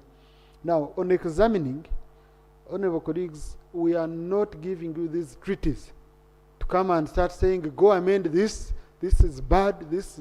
Most of these international treaties are what we call take or leave kind of treaties. Either you're in or you're out, because they are not bilateral, they are multilateral, most of them.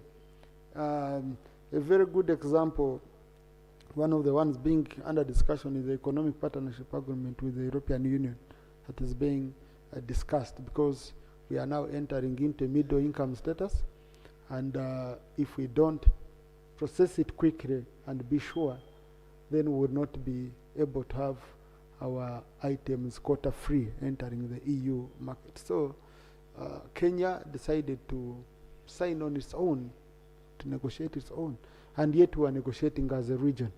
So these are things we have to continue expediting and working on. So committee, please, on examining, your focus should be mainly on guiding the House on how this treaty can be implemented, so that we can have very clear parameters of putting the minister to task.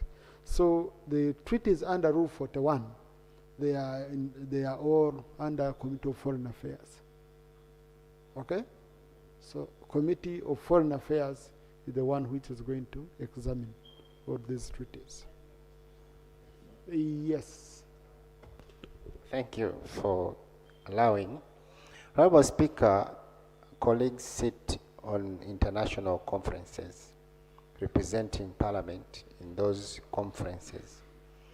And on so many occasions, declarations are made where members of Parliament representing this august House are participants in those conferences, and declarations are passed.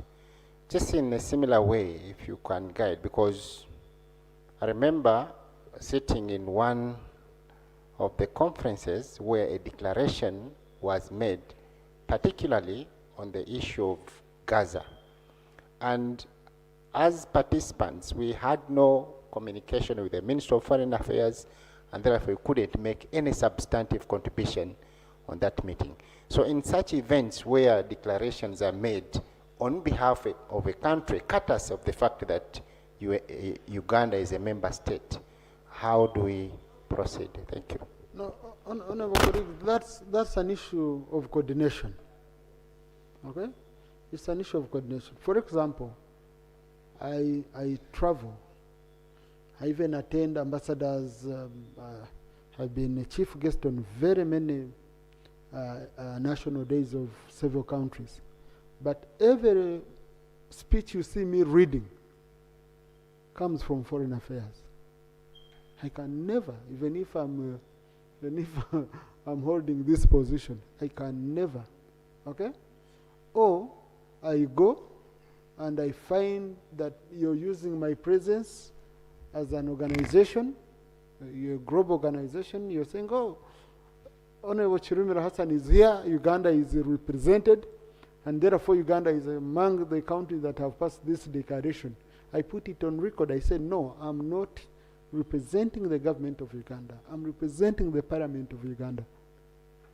Okay? Foreign policy is a reserve of the executive.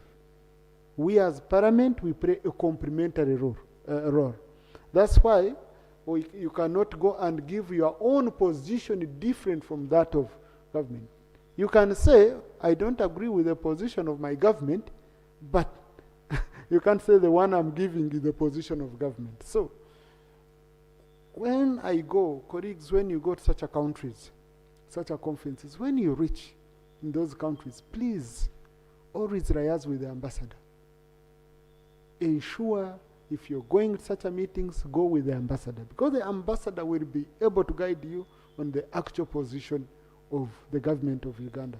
If you go, you give your position, and you commit the country, okay? Yeah, but also sometimes where I don't have an ambassador, where I don't have a minister, I usually make a quick call. I say, but I'm seeing these issues. What is the position of government? Sometimes I Google, I see the position of the Chief Minister of Foreign Affairs, who happens to be the president of the country.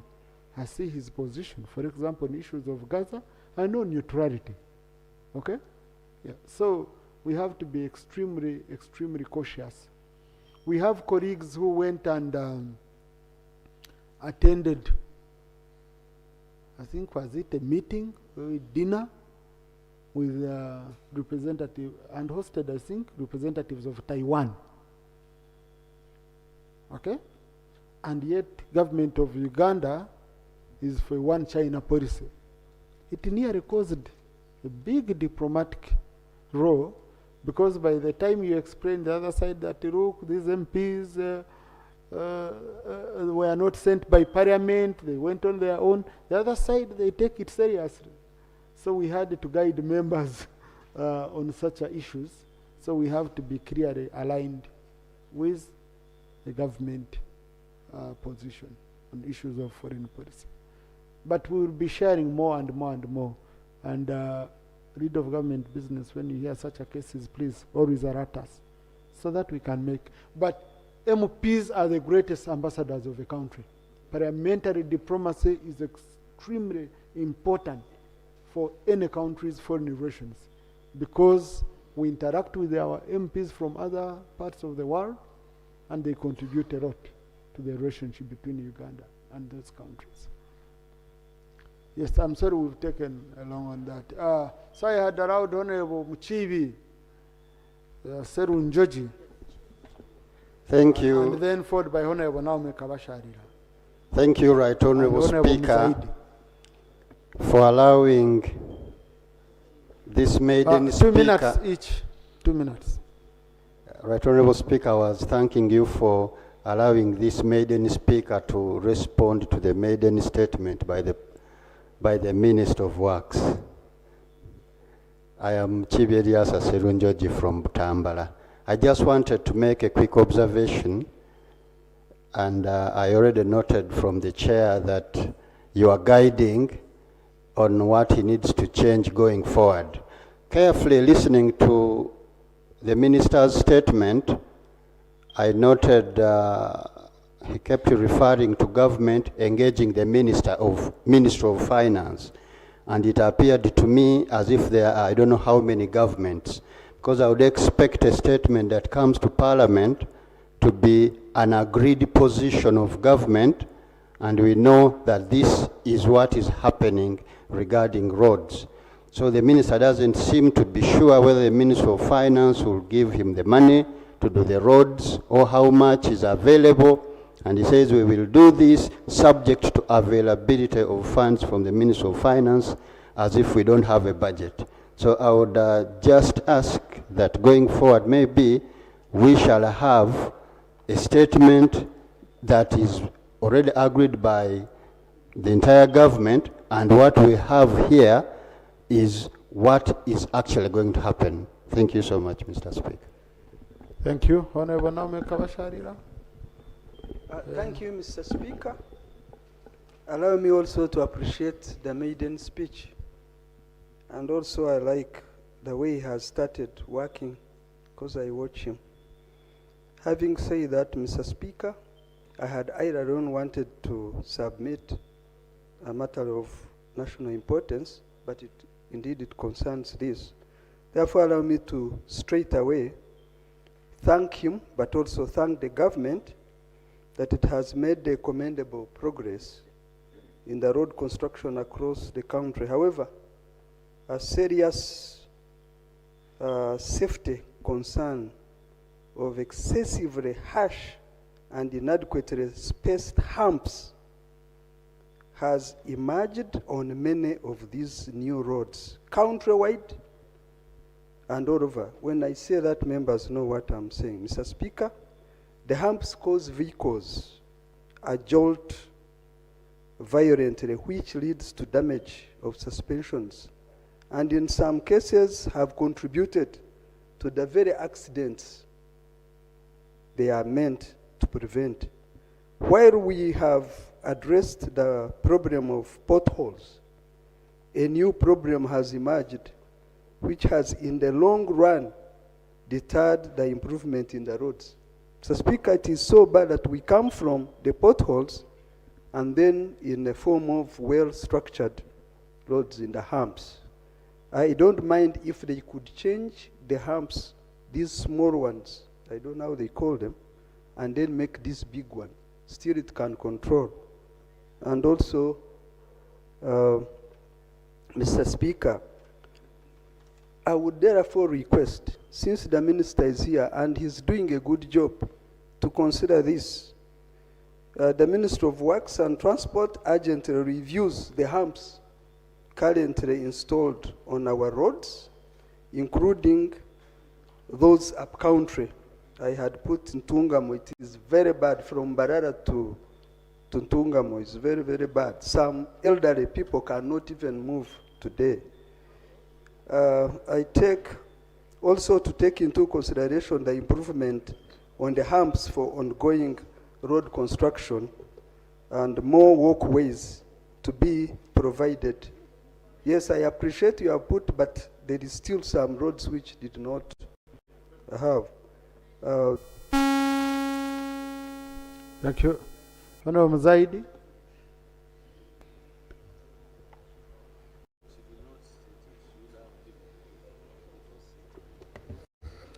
Right Honorable Speaker, I am Zaid Kamis, Member of Parliament Arua Central. Right Honorable Speaker, I want to thank the Minister for that elaborate report that he has made on the road sector.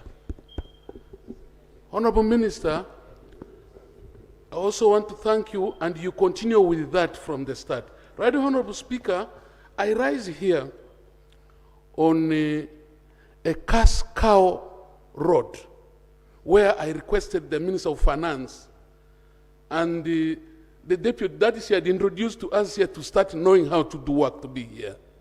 I rise on Kirabu, Jacindo, Giacolia Road. That is 10.6 kilometers.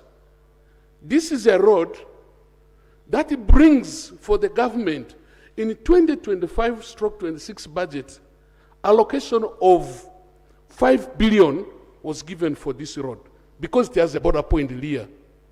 In that, 4.5 billion was collected only in 10.6 road.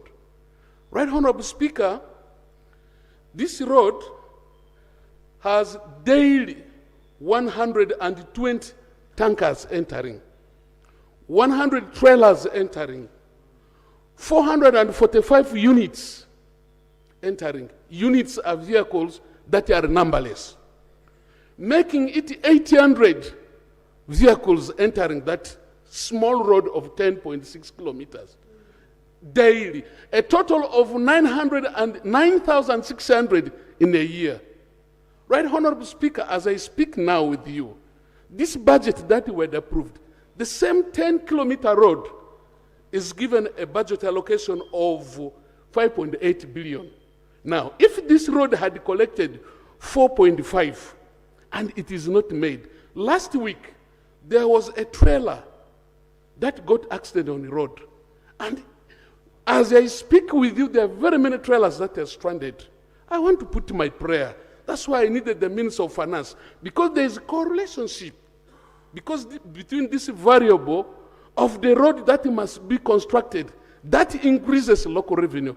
Honorable Speaker, for me, I'm a fighter of local revenue. I want the burden of the government in terms of borrowing to come down. And I was one of the persons who made sure that the Matip market performs very well in this, because we wanted to appreciate the effort. So I want to put a humble prayer and an emergency to be taken into the issue of Kirabu Jacindo Lia Road, which is only 10.6 kilometers.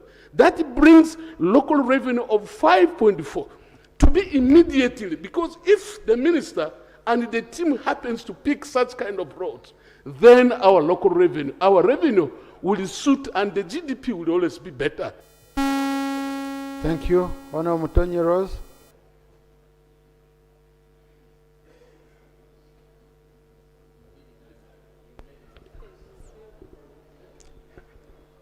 Thank you, Mr. Speaker. I thought I was the one. Yeah, it is me.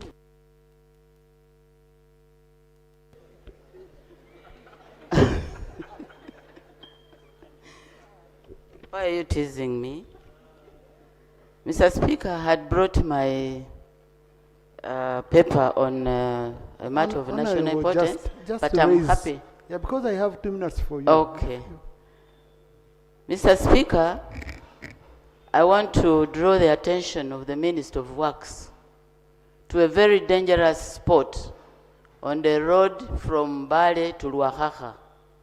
He has mentioned that they are rehabilitating, but at the onset, when they were doing the feasibility study, they did not consider a very steep hill, very, very steep.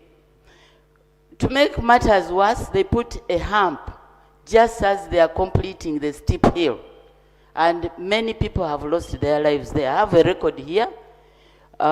When I advised the then executive director, who was Mrs. Kajina, I even took her there on a steep hill, and I guided. I told them there is land free from Ministry of Works. They could have diverted the road so that it forms a natural or good curve, so that they don't form a T from the top of the hill, then the road goes down, and then there is a T, so that vehicles have failed to negotiate that T, and is at the very bottom of the hill. So, because of that, We have had 12 accidents in that very spot since 2021. Out of those accidents, 21 people have been disabled because of injuries, and we've lost 4. Some of them were even students. I talked to Ministry of Works at that time, but they have not done anything. Can I request the Ministry of Works, please visit the place and see what is there. People are crying. The latest death was of a woman, a wife of a local government driver. She died about now 3 weeks ago because of in that very spot.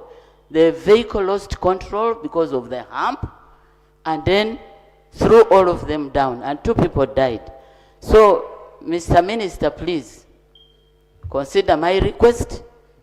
Honorable Mudimi, then Honorable Ruth Katshabe. Yeah, thank you, Right Honorable Speaker.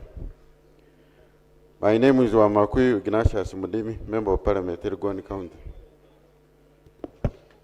Right Honorable Speaker, according to Minister's statement, little has been said about roads which were formerly managed by UNRWA, defunct UNRWA now. Because these are roads since UNRWA ended, there's no any rehabilitation.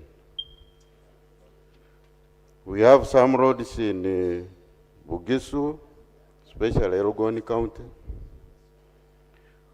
4 years now, no intervention. Worse still, we had floods, swept a bridge called the Gundu Bridge. Mr. Speaker, if you recall, I raised it with the Prime Minister here, but nothing. So now part of Bulambuli, my constituents, 5 sub-counties are just on their own, cut off. But I refer to Section 26 of PFMA, responses to natural disasters to be funded from the contingency fund. Mr. Speaker, I draw attention to 26.3. Natural disaster means an event that causes severe human suffering or material, economic, or environmental damage, and which results in or likely to result into loss of essential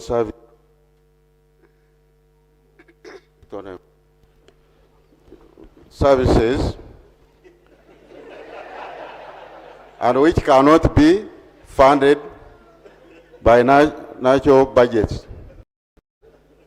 So I want to implore the Minister of Finance and Minister of Works to at least use this to support some of these areas which we have disasters like Elgoni County. Otherwise, people are suffering. Honorable Katshabe and Honorable Mara. Thank you, Right Honorable Speaker. I want to thank the Minister for the elaborate statement. Right Honorable Speaker, through you, there is a bridge connecting, a swamp connecting Bukoma Nsimbi, the 2 sub-counties of Bukoma Nsimbi, Chitanda and Bukango, to Gomba and Sembabule. The President pledged to construct it in 2011. In 2016, by the grace of God, when I was a member of Parliament, in the 10th Parliament, I wrote to the President and he responded. He instructed the Ministry of Works to construct it. They came, designed in 2019. 2020, I went to the Minister of Finance to see whether it was financed. The Minister of Finance had agreed to give us funds. We construct it by using our graders at the district. But the ministry said they had planned for it. Unfortunately, my bosses did not bring me back in the 11th Parliament. Up to now, that bridge is not yet constructed. Now that I'm here, by the grace of God and my voters allowed me to come back, Honourable Minister, I beg through the Right Honourable Speaker that that bridge be considered. It is called the Mutigwa Achiref. Also, I would like to know the status of the road, Chabakuza, Buyoga, Matete. Is it going to be considered in the next financial year? Thank you, Right Honourable Speaker. Thank you. Honourable Mara, Engineer Karisa.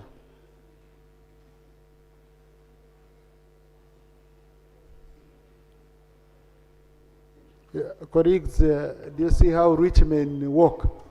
That's how Omara. If you don't know how they walk, you should have observed Omara. Thank you, Right Honourable Speaker, for your very kind words. Right Honourable Speaker, I want to thank the Minister for the presentation he has made today regarding our national road networks. Right Honourable Speaker, this Parliament appropriated 8.79 trillion this financial year for the road networks and railways. The President previously had said that to maintain our Maram and Tarmac roads, the country would need 3.21 trillion shillings. Now, what we do not get right is the National Road Maintenance Strategy by the Ministry of Works. Because in this, there are strategies which are deployed. There are roads that require periodic maintenance, others routine. There are others that require rehabilitation, and also the one that requires emergency works. Now, if we really need 3.21 trillion, and the budget, Right Honourable Speaker, is 8.79 trillion, would the Minister be in a position to explain the deployment of these funds? Because as members mentioned, I think in the discussion today, around September and October, the El Nino will be with us here and the roads will be destroyed. Unless we have a very clear strategy of road maintenance, we will all be running around. Yeah. Point well picked. Now, colleagues, I just wanted to guide that you don't need to write cheats to me. Because I know matters where everyone would want to speak. Now, if each one of you is given a chance to write to me, again, how will I pick you? Okay? Yeah. So you better behave, and then you look nice, you look at me humbly, and then you might catch my... Yeah. But you look at me when you're rude, when you're looking... And I also see the other side. Eh? You don't scare me into submission. Now, I've already picked Engineer Karisa. Okay? Yes, I'm trying to see if we can really have as many of you as possible. Yeah. So please. Thank you very much, Right Honourable Speaker. For purposes of record, I'm Dr. Engineer John Bosco Koi Karisa, representing the people of West West. Right Honourable Speaker, last time we were here, the Right Honourable Prime Minister committed herself that the road of Bwizbwera, Nsika, Nyakashaka, Nyakabirizi, with a spur to Kabwohe and Chambra, was supposed to be done this financial year. I have observed very well from the minister's report that road does not appear anywhere, and this road has a very serious history. When His Excellency the President was still the chairman of NRIM, when he shifted his forces from the Rwenzoris, he brought them to Buhweju, and the first speech he gave while he was preparing his forces to come and capture Kampala, he said he would start on the roads of Bundubujo. Ah, that was quick. But Honorable Karisa had already covered that point. Now, that road, I'm one of the people being held to account. Because, one, I was with the president, and after we agreed, because they were requesting that it should pass via Chitagata, continue to Rukunjiri, and we agreed with the president that no, because of finances, we can first stop at Kawohe and Nyakavirizi. Then as we mobilize more money. And the minister said that, your former minister, I even put him on call on another function, and he said the issue was on compensation, otherwise money is available, the contractor. So these things are, I was with Honorable Aj over the weekend in Chigeza. I know that's why he's standing up. I'll be picking some of you, Honorable colleagues. So let me pick Bugweri, Honorable Stella Maris, and Chotera. And now, the one I pick says yes. The one I don't pick, they say no. So please, let's first take those two. Yes, I'm balancing here. I have them. Oh, now, okay. You treated me well in Kigeza over the weekend. Thank you very much, Right Honorable Speaker. Right Honorable Speaker, mine is about two roads. One is the road that you launched, Lake Bunyonyi Road. You came for the launch, but the contractor that came became a very fake one. He has actually abandoned the site and went with all the machines. There's no one there on site to work. I've not heard them talk about him. Number two, the second road is the road from Muhanga. You go down to Rukunjiri, down to Ntungamu. That very road, they always promise it day and night. I was there recently on the burial of an old friend, and the road is really not passable. How we wish that road would also be worked on. Last Right Honorable Speaker, for us in the municipalities, Mikawa municipality, I'm one of the municipalities that they gave city status, but I don't see the roads being worked on very well. Use mid roads, now Mid, which means city, they've given me peanuts, very small mileage. And yet other areas like Arua, Guru, Mbarara, down here in Masaka, they are doing serious road works, and they are moving on well. The roads that are under Ministry of Works, there is nothing that has been done for so many years. Right Honorable Speaker, we need to be given affirmative action in Kabale to have those roads worked on. Thank you very much. Thank you. Thank you, Right Honorable Speaker. I would like to appreciate the Minister for Works. We were with him on Saturday on Chota Mutukula Road, and I believe the progress will be better. Now on Chapaka Sensero Road, the Minister has talked about regular maintenance. Chapaka Sensero Road leads to and from a landing site with a lot of business coming in and outside Uganda. However, every time the heavy rains come, the road is impassable. The Minister has talked about regular maintenance, despite the fact that we are crying for tarmacking the road. However, if it's not yet time for that, we pray that the Minister puts it under consideration to maintain the road, because the Bukola Bridge, every time it rains, the bridge is impassable. So I pray as the impending rains are coming, you plan on maintaining that road so that these rains that are coming do not make the road impassable for the people who live in Kasense, Rochebe, and Nangoma. Thank you. Thank you, Stella Maris. And then Thank you, Right Honorable Speaker. My name is Stella Maris Nankwanga, Woman MP Bugweri District. I want to thank the Ministry of Works and Transport for the presentation he has just made. And I want to appreciate him for the progress that has been made in increasing the functionality of district road equipment from 30% to 50% across the whole country. Right Honorable Speaker, Bugweri District continues to face a serious shortage of critical road construction machinery.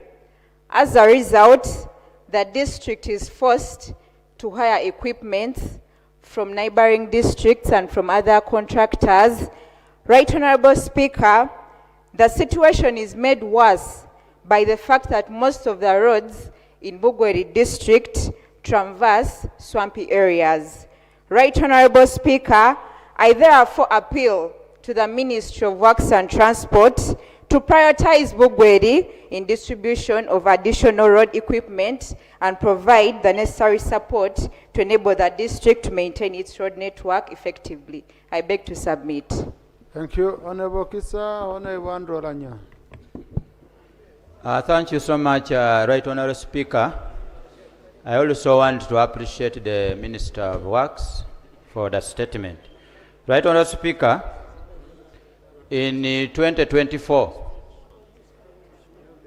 a certain Arab contractor assembled the road equipment in Luuka, established a road camp, and it is about 2 years now. There is no progress on the road from Walugogo Iganga, Luuka Kamuri, up to now. There is no visible or tangible work.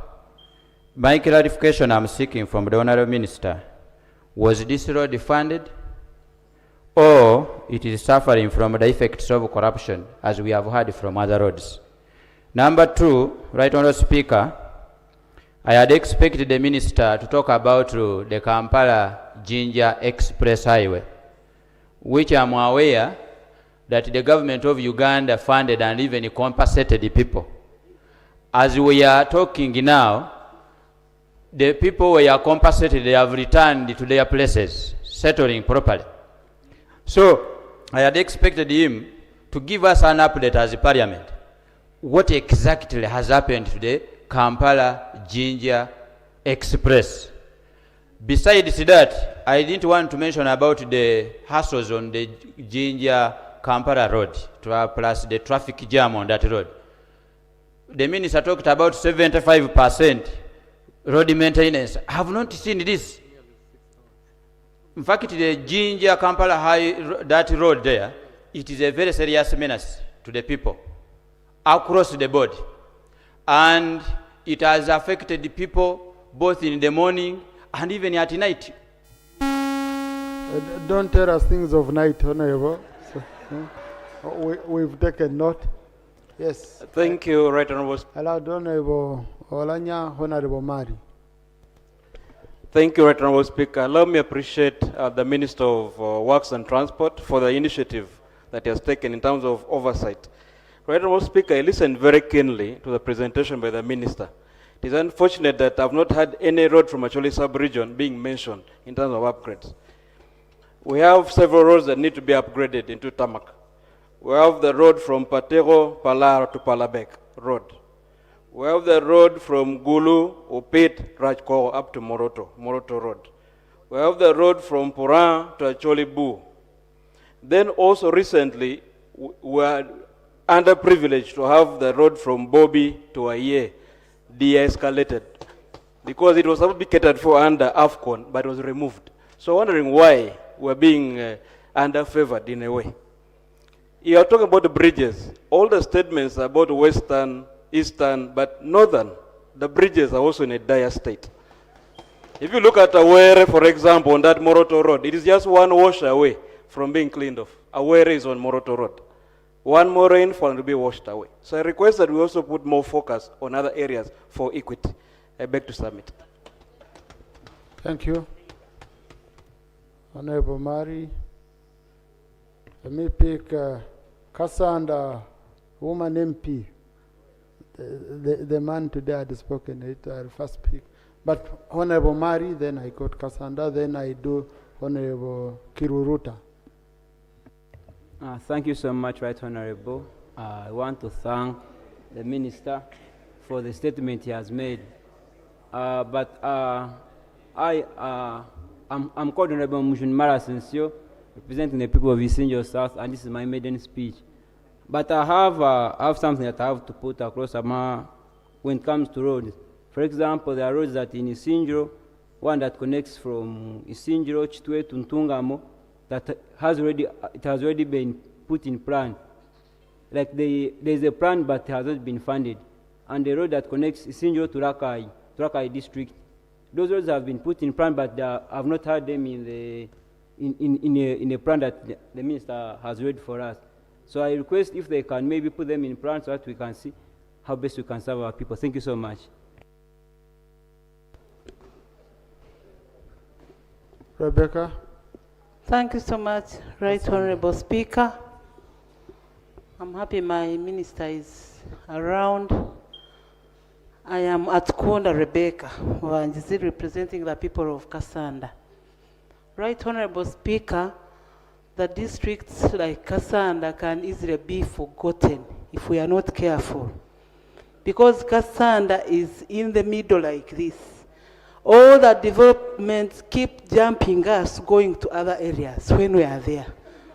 Right Honorable Speaker, we have one road, I mentioned about it last time, that is going from Myanzi to Chiboga. But now, because of the situation of that road, all the cars have jumped using these small roads we are having within the district that cannot even accommodate the cars that pass through our district. Honorable Minister, we talked about that road some time back, and there was a promise. When you were mentioning about the roads, I've not heard about that road. And another challenge we have that we have no machines in the district that can even help us in the district. We have only two. Only two. We have a tipper and a grader. Only. And yet we are supposed to be having the machines that can help us in the district, such that we keep on our marm when we have the machines. We don't have the machines, and even the road is not worked on. Where are we going, Right Honorable Speaker? You speak for us, such that Kasanda can always be. Yes. Honorable Kiruruta, Honorable Tio Patrick, Honorable John Francis Amongin.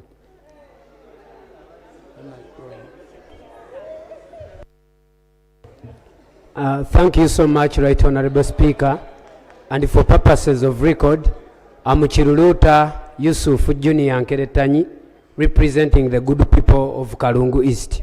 I want to first thank Honorable Minister for his maiden speech, but one thing he forgot to tell us, he forgot to apologize to the people of Uganda for the many accidents that have happened in the previous month of July due to the bad status of the roads in Uganda. Right Honorable Speaker, last night at exactly 11 a.m. at Kamunga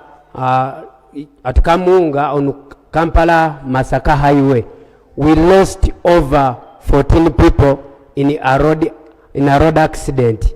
This happened because a truck, commonly known as Sinotruck, was carrying sand, and the driver, according to the police findings, because I engaged the police spokesperson for Masaka Metropolitan, Twaha Kasiri, and he told me that the initial findings are showing that the Sinotruck driver was trying to bypass the hump or to dodge the hump, and procedure chairperson, procedure speaker. Who is that? And the Sinotruck driver. Excuse me, honorable colleagues. Now, the greatest crime you can commit when Tayegwa is chairing is accessing a microphone without his permission. Oh, okay, sir. Sorry. That can make me give you a ban of around a month. And I want to warn you on that. I warned you at the beginning. The colleague is new. Maybe he didn't listen to that. But it is wrong and extremely wrong for you to access a microphone without the speaker, because the Hansard is recording. Okay? Yeah, please. Don't ever conclude. Thank you, Right Honorable Speaker, for the protection. And in this accident, we lost a police sergeant. He has been identified as Nabukenya, and amongst the 16 people who were in the Toyota Hiace, commonly known as drone, only 2 survived. This is a very, very bad precedent for the nation, and I beg that the minister tells us what they are going to do such that this can be rectified, because at night, during the day, there happens to be individuals, especially those people that are working on the road sites, who guide on the movement of these vehicles. But at night, there are no road signposts to guide the motorists who drive at night. I beg. Thank you. Honorable colleagues, this is extremely sad, and usually when we receive such a cases, we observe a minute of silence. So I request that we observe a minute of silence for them and others.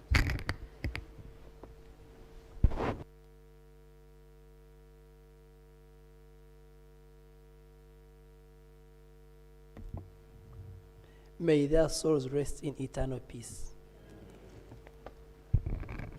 So, Honorable Musingus Patrick, you had a procedural matter. Thank you very much for giving me my maiden speech. My name is Musinguzi Patrick. Though the procedural matter has been overlapped, but I would like. No, what did you want to say? I had for the record. Of last night at 11 a.m. So I was like asking, is it procedure right to say last night at 11 a.m.? Thank you, Mr. Speaker. So, yes, I think I had picked Honorable Tio Patrick, and yes, and Honorable John Francis Amongin.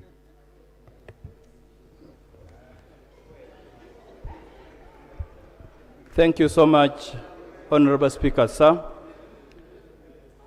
My name is Kitio Patrick Salimo, Member of Parliament for Kapchorwa Municipality. Mr. Speaker, sir, my heart is heavy. I raise on behalf of the people of Kapchorwa Municipality, Kapchorwa District, Sebei Sub-Region, and on my own behalf, convey our deepest condolence to the families of the pupils, teachers, school administrators, and all those who lost their lives in the tragic King David Junior School, Ndeje, bus accident, which occurred on the 16th July, 2026, Mr. Speaker. We mourn with the entire nation and pray for the swift recovery of the injured. Before I continue, Mr. Speaker, sir, I take this opportunity to salute and commend the people of Kapchorwa who joined the first aid responders, the doctors, thank you, the nurses in providing emergency care to the injured learners. I kindly request the House, through you, Mr. Speaker, to stand up for a minute in respect of the perished pupils.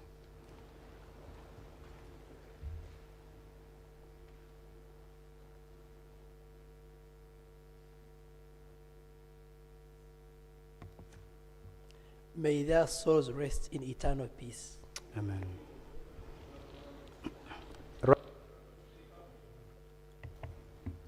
Right, Honorable Speaker, Kapchorwa literally means home of friends, and we are indeed friendly to anybody at any time from anywhere, and that's who we are, the real people of Kapchorwa. Honorable Speaker, these fatal road accidents are becoming far too frequent, especially in the Sabei Mount Elgon sub-region road stretch. On 27 August 2007, we lost 81 UPDF soldiers at the same spot where we lost these learners. The learners number rose to around 30. In 2004, 10 Christian pilgrims from Lira died on spot at Tawai Hill, a few kilometers from Chekwat Black Spot. I have two prayers, Mr. Speaker, to make. Number one, I kindly request the Ministry of Works and Transport to urgently redesign, widen the bends, clear the mark, and improved safety at identified black spots, particularly the notorious Toway and Chekwat corners, where this heartbreaking tragedy occurred. Number 2, Mr. Speaker, sir, I also kindly suggest government through the Ministry of Works and Transport to establish or construct an alternative route from Kapteret, Tuban, Manduet, Kinyanga, Kakwogi to join the Sironko-Nakapiripirit Highway. Honorable, conclude. And after, I'll have Honorable Naruyima, because he had brought the same matter across the rated, because the school is in our constituency. Okay. Thank you, Right Honorable Speaker. I was on the last point, request, that I suggest government through the Ministry of Works and Transport to construct an alternative route from Kaptaret, Tuban, Manduet, Kinyanga, Kakwogi to join the Sironko-Nakapiripirit Highway. This route would reduce the risk that is posed by these notorious steep hills of Tawai and Chekwatit. And it would improve the business routes. Instead of using the longer 32 kilometer, this route would be reduced by 13 kilometers to the Nakapiripirit Sironko Highway. Thank you, Mr. Speaker. Thank you, Honorable Naruyima. Then I go to Honorable Mongin. Thank you so much, Mr. Speaker. Mr. Speaker, as I commence, allow me, on behalf of the people of Wakiso District, to appreciate all those people, especially the people of Kapchora, who did their level best to ensure that they saved some lives over the Kapchora accident. The children of King David Junior School in Deje, together with others who were in the bus. We want to appreciate them, appreciate Honorable Balam. Many, we cannot exhaust the list, but we thank you. Right, Honorable Speaker, on that very matter, my prayer is to interest the Honorable Minister here. By the way, we appreciate him. And for us, Greater Kampala, we know we have better plans to have a better network as everyone uses it. We appreciate his mode.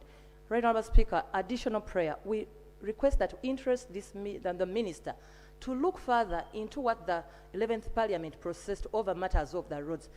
That was on 11th July 2023. That comprehensive report we handled, what can be done in short term, mid-term, and long term. And finally, Right Honorable Speaker, that aside, also allow me to present the matter of the Nakauka Road up to Mpiji, which is in its annex. There are so many other roads in that very annex.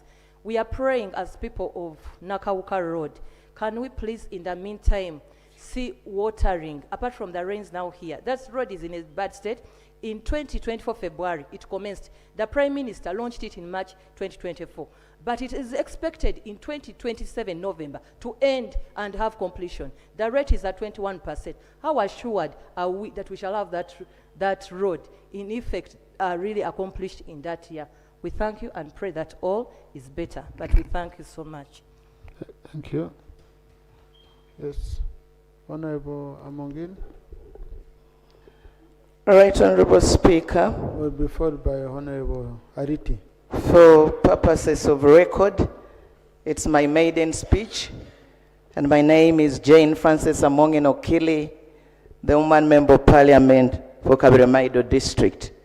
Right Honorable Speaker, allow me thank the Minister for the well-elaborated report to this House about the works in progress. I am glad, and on behalf of the people of Kabirimaido, that finally the road from Katine to Ochero seems sure. Though my heart skipped a bit when the Minister was saying, if the funds are available. It is my prayer, Honorable Minister, through the Right Honorable Speaker, that however little the funds may be, please let that road be worked on.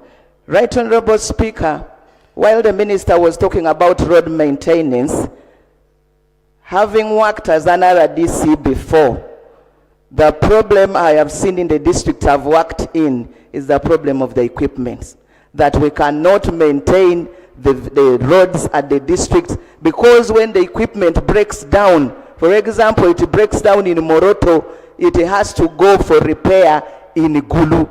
Then the equipment stays there for almost 2 to 3 years and there will be no road works.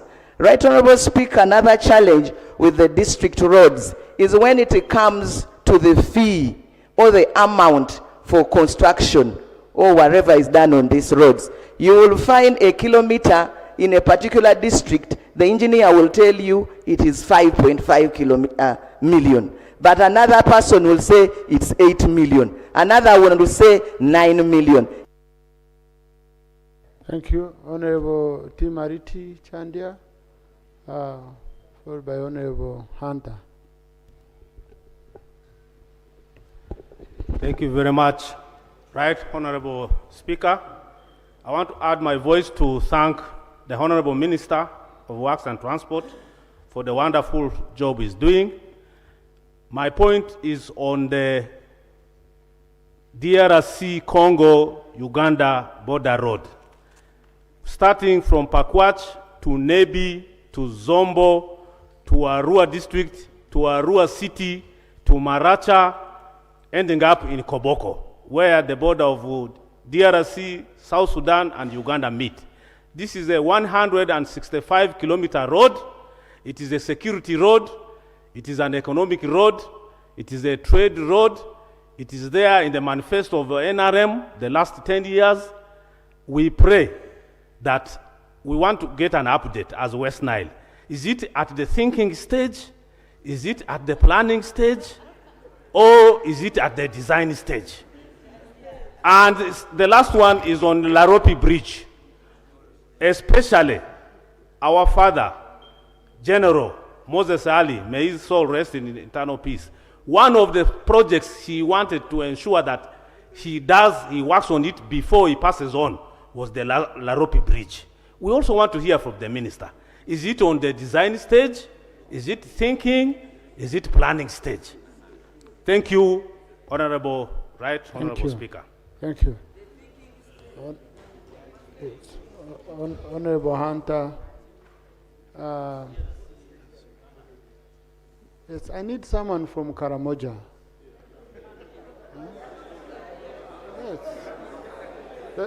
Yes. Let me pick the lady from Abim. Huh? No, I want Karamoja. Haji. I have Karamoja. So, Honorable Hunter, no colleagues, I'm trying to see sub-regions which I have not picked in. Okay? Thank you, Right Honorable Speaker.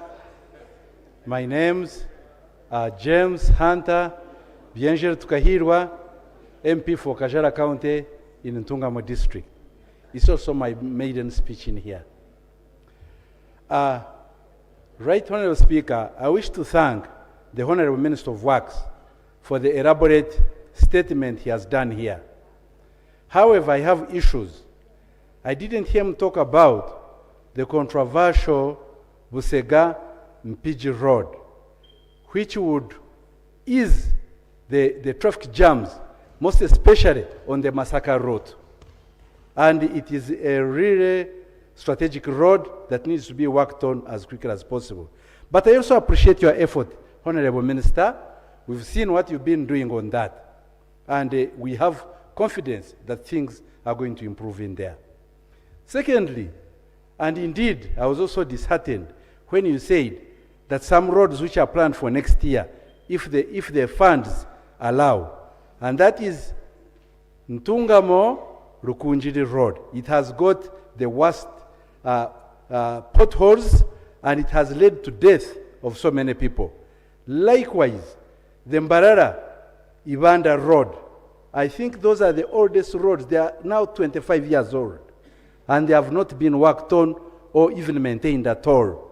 If they could be prioritized And if they don't fall in that category, if the funds permit. Lastly, Honorable Minister, you haven't talked about the old buses on the roads, which are also causing those accidents and leading to the death of many of our people in Uganda. There was a plan of having them inspected and allowed. Thank you. Thank you, Right Honorable Speaker. This is Karamoja. I want to say thank you, Right Honorable Speaker, and to say thank you to the Minister for his report and the work he's putting on ground. We have been well observant. Thank you so much. I want to raise the road Akisim Moroto Road has been destroyed by the contractor working Lokitenyala Moroto. You find that the stretch between Moroto town to Nadunget, where the borrow pit is now a Maram road. So I would wish you find a way to help us with that. Then number two is that I am a pastoralist and we want more security roads to help us follow our cows. And then the other bit, since I'm a man from the east, we only use one most road, which is through Mabira. Mabira is like a death trap. I want to ask the minister to help us to enlarge the lanes at Mabira Road and put traffic lights and many road signs and many road amps to help us save Ugandans that are traveling to the east. Thank you, Right Honorable Speaker. Maria Chambade.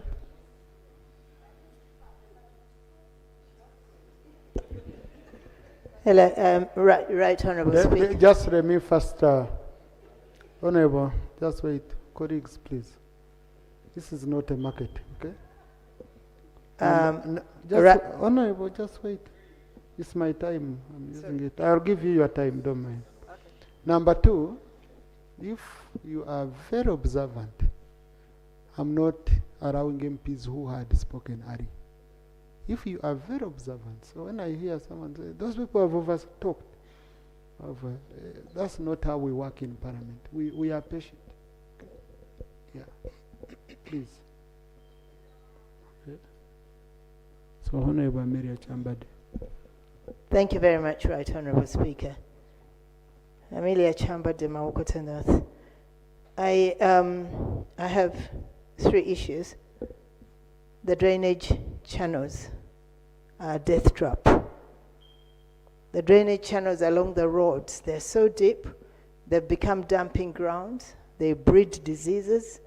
You find babies or kids falling in them because they are not covered.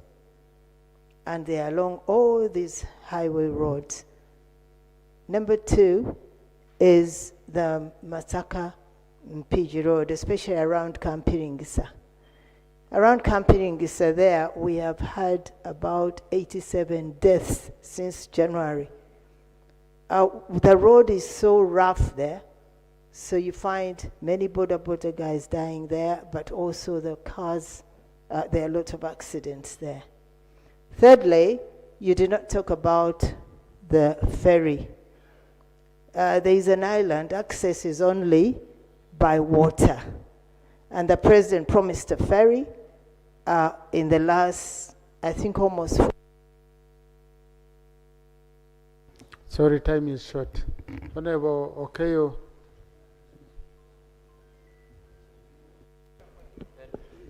Thank you very much, Right Honorable Speaker. I want to thank the Minister for the statement. But, Honorable Minister, there is a road that you stated that runs from Namutumba through Bujiri, through Buswale, in Namayingo, to Lugala, and then goes up to the ferry point at Watega. Then it has a branch that goes through Lunyo, Busime, and then down to the lake. That road is very critical and is going to help us to fulfill the NDP4 plans.